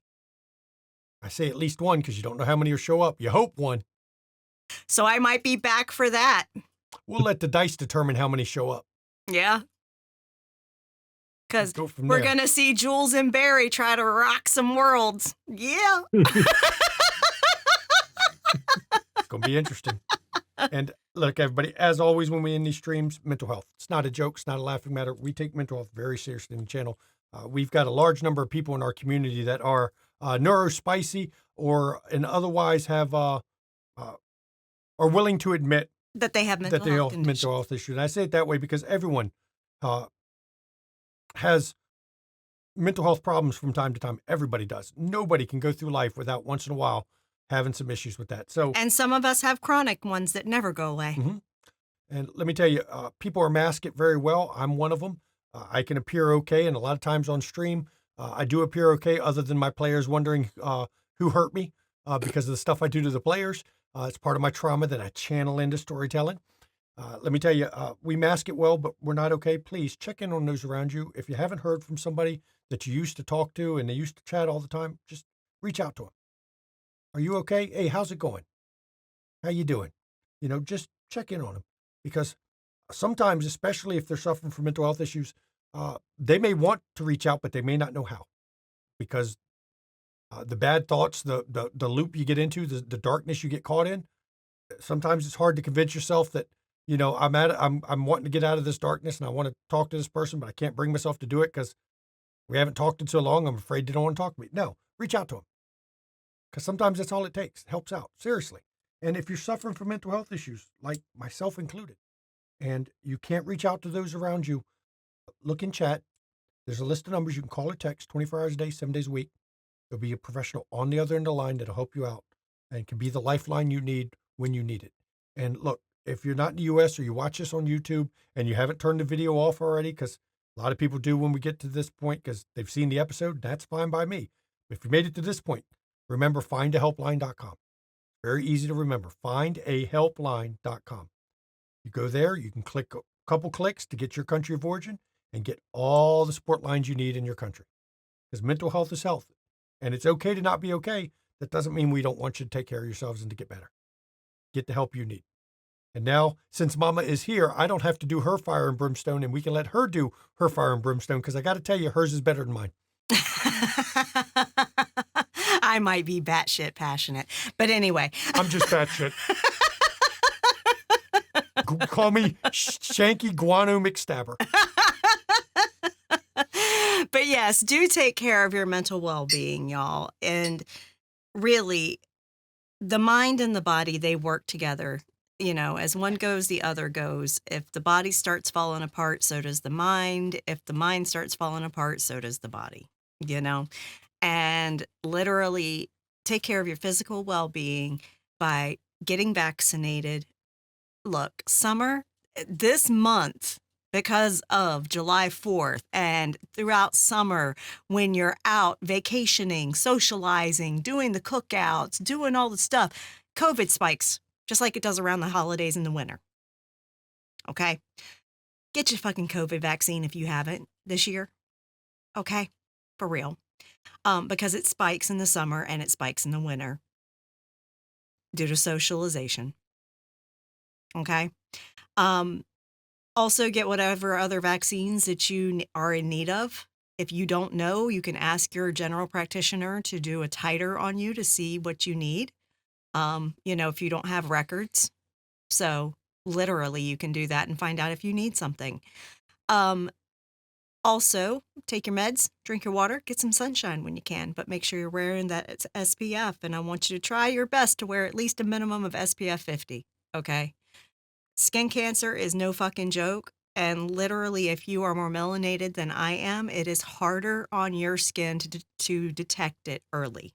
Anything less than SPF 50 and I smell cooking bacon. Yeah. And permanent damage to your skin. Yeah. And you only get one skin, and it's a giant organ that's on the outside of your body. So take care of it. Okay? Take care of it. And also, I'm going to say, beyond taking care of your mental well-being and your physical well-being, you need to take care of yourself, but also others, because we do not get through this life alone. Okay? We are social beings. And the best way to take care of others is through electoral processes that look out for the interests of everyone. Okay? So I want you to make sure that you are registered to vote, especially here in America. We have a very important midterm election coming up in November. There are primaries going on here in the U.S. that literally are going on all the way up until almost to the date of election in November.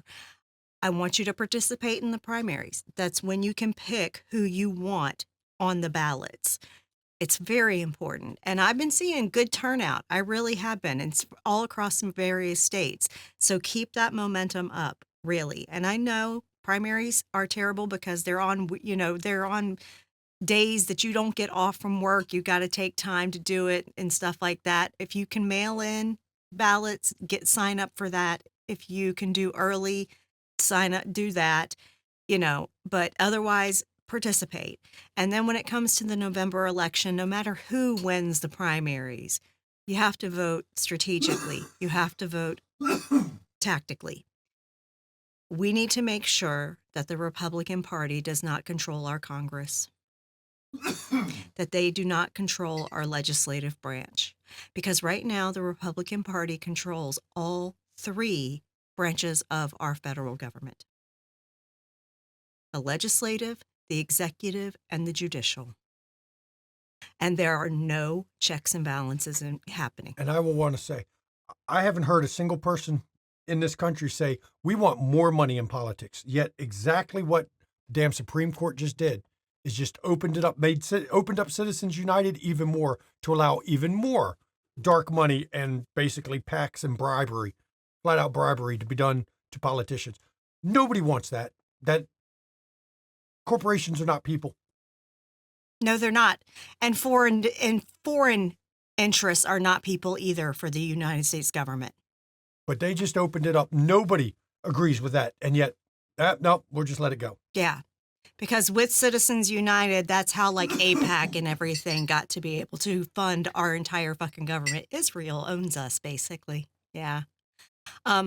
So anyway, it's real important in November that we vote to get the Republicans out of Congress, out of the legislation branch. We need to literally put Democrats in seats, and we need to have a majority enough to be able to overturn vetoes of the president. Okay? So it is real important that we turn out. We have got to have that fire lit under our asses and do it in November. Okay? If you are going to be protesting anything, please make sure you are safe. Be aware of what's going on in your communities, because ICE is still doing raids. ICE is still detaining people, even illegally. They are still harming people in the streets. They are still killing people, I'm sure, in the streets. It's just not being advertised on the news anymore, because our media has been bought. So literally be aware. Protect yourself, protect your neighbors, protect those you love. Be safe. If you voted for the Republican Party, if you voted for Trump, dude literally thought he talked to fucking Teddy Roosevelt. He's talking to an AI creation, but he's acting like he's talking to Teddy Roosevelt. If you voted for that, fuck off. If you voted third party in the last presidential election thinking that you were protesting Israel and the genocide in Gaza, you didn't save a single Gazan soul. All you did was you helped hand it over to the... Because that's what voting third party does. It typically diverts votes away from the Democrat. And then if you abstained, because more people abstained than voted in the last presidential election, you can fuck off too. All of y'all, in all three categories, y'all can fuck off because you contributed to what's going on now. And it's hard to... literally, Shanky posted something today in our Discord that I agree with. It's real hard to get excited about the U.S. being 250 years old when it's led to this. So, the rest of us, we got to fight the good fight, got to vote, turn out. Said with all sincerity, you'll have a good night. And caught in the heat wave right now, stay cool. Please stay cool. If you feel like you're overheating, put ice packs under your armpits. It'll cool you down real fast, okay? And whatever you do, don't be like Shanky. Don't go out and start doing yard work at noon when it's 100 degrees outside. If you don't have to, that's really wasn't the smartest thing I did today. And second of all, just to remind everybody, this is our platform. We will use it to speak out for what we think is important. And More people have been drawn to us because we speak out than those who like to claim that we shouldn't. And if you don't want to hear us speak out about it, that's fine. You know when the episode ends. When we say, and that's where we end for the night, turn it off because we're not going to stop speaking out. That's a fact. Or you can just leave. Or you can leave. Yeah, either way, because we're not stopping. No. That's why we have this, not why we have this platform, but that is what we choose to do with it. And as a woman in the US, one thing I really hate is when men try to police my tone. This is our channel, our platform. So everyone else, good night, everybody. See you next time.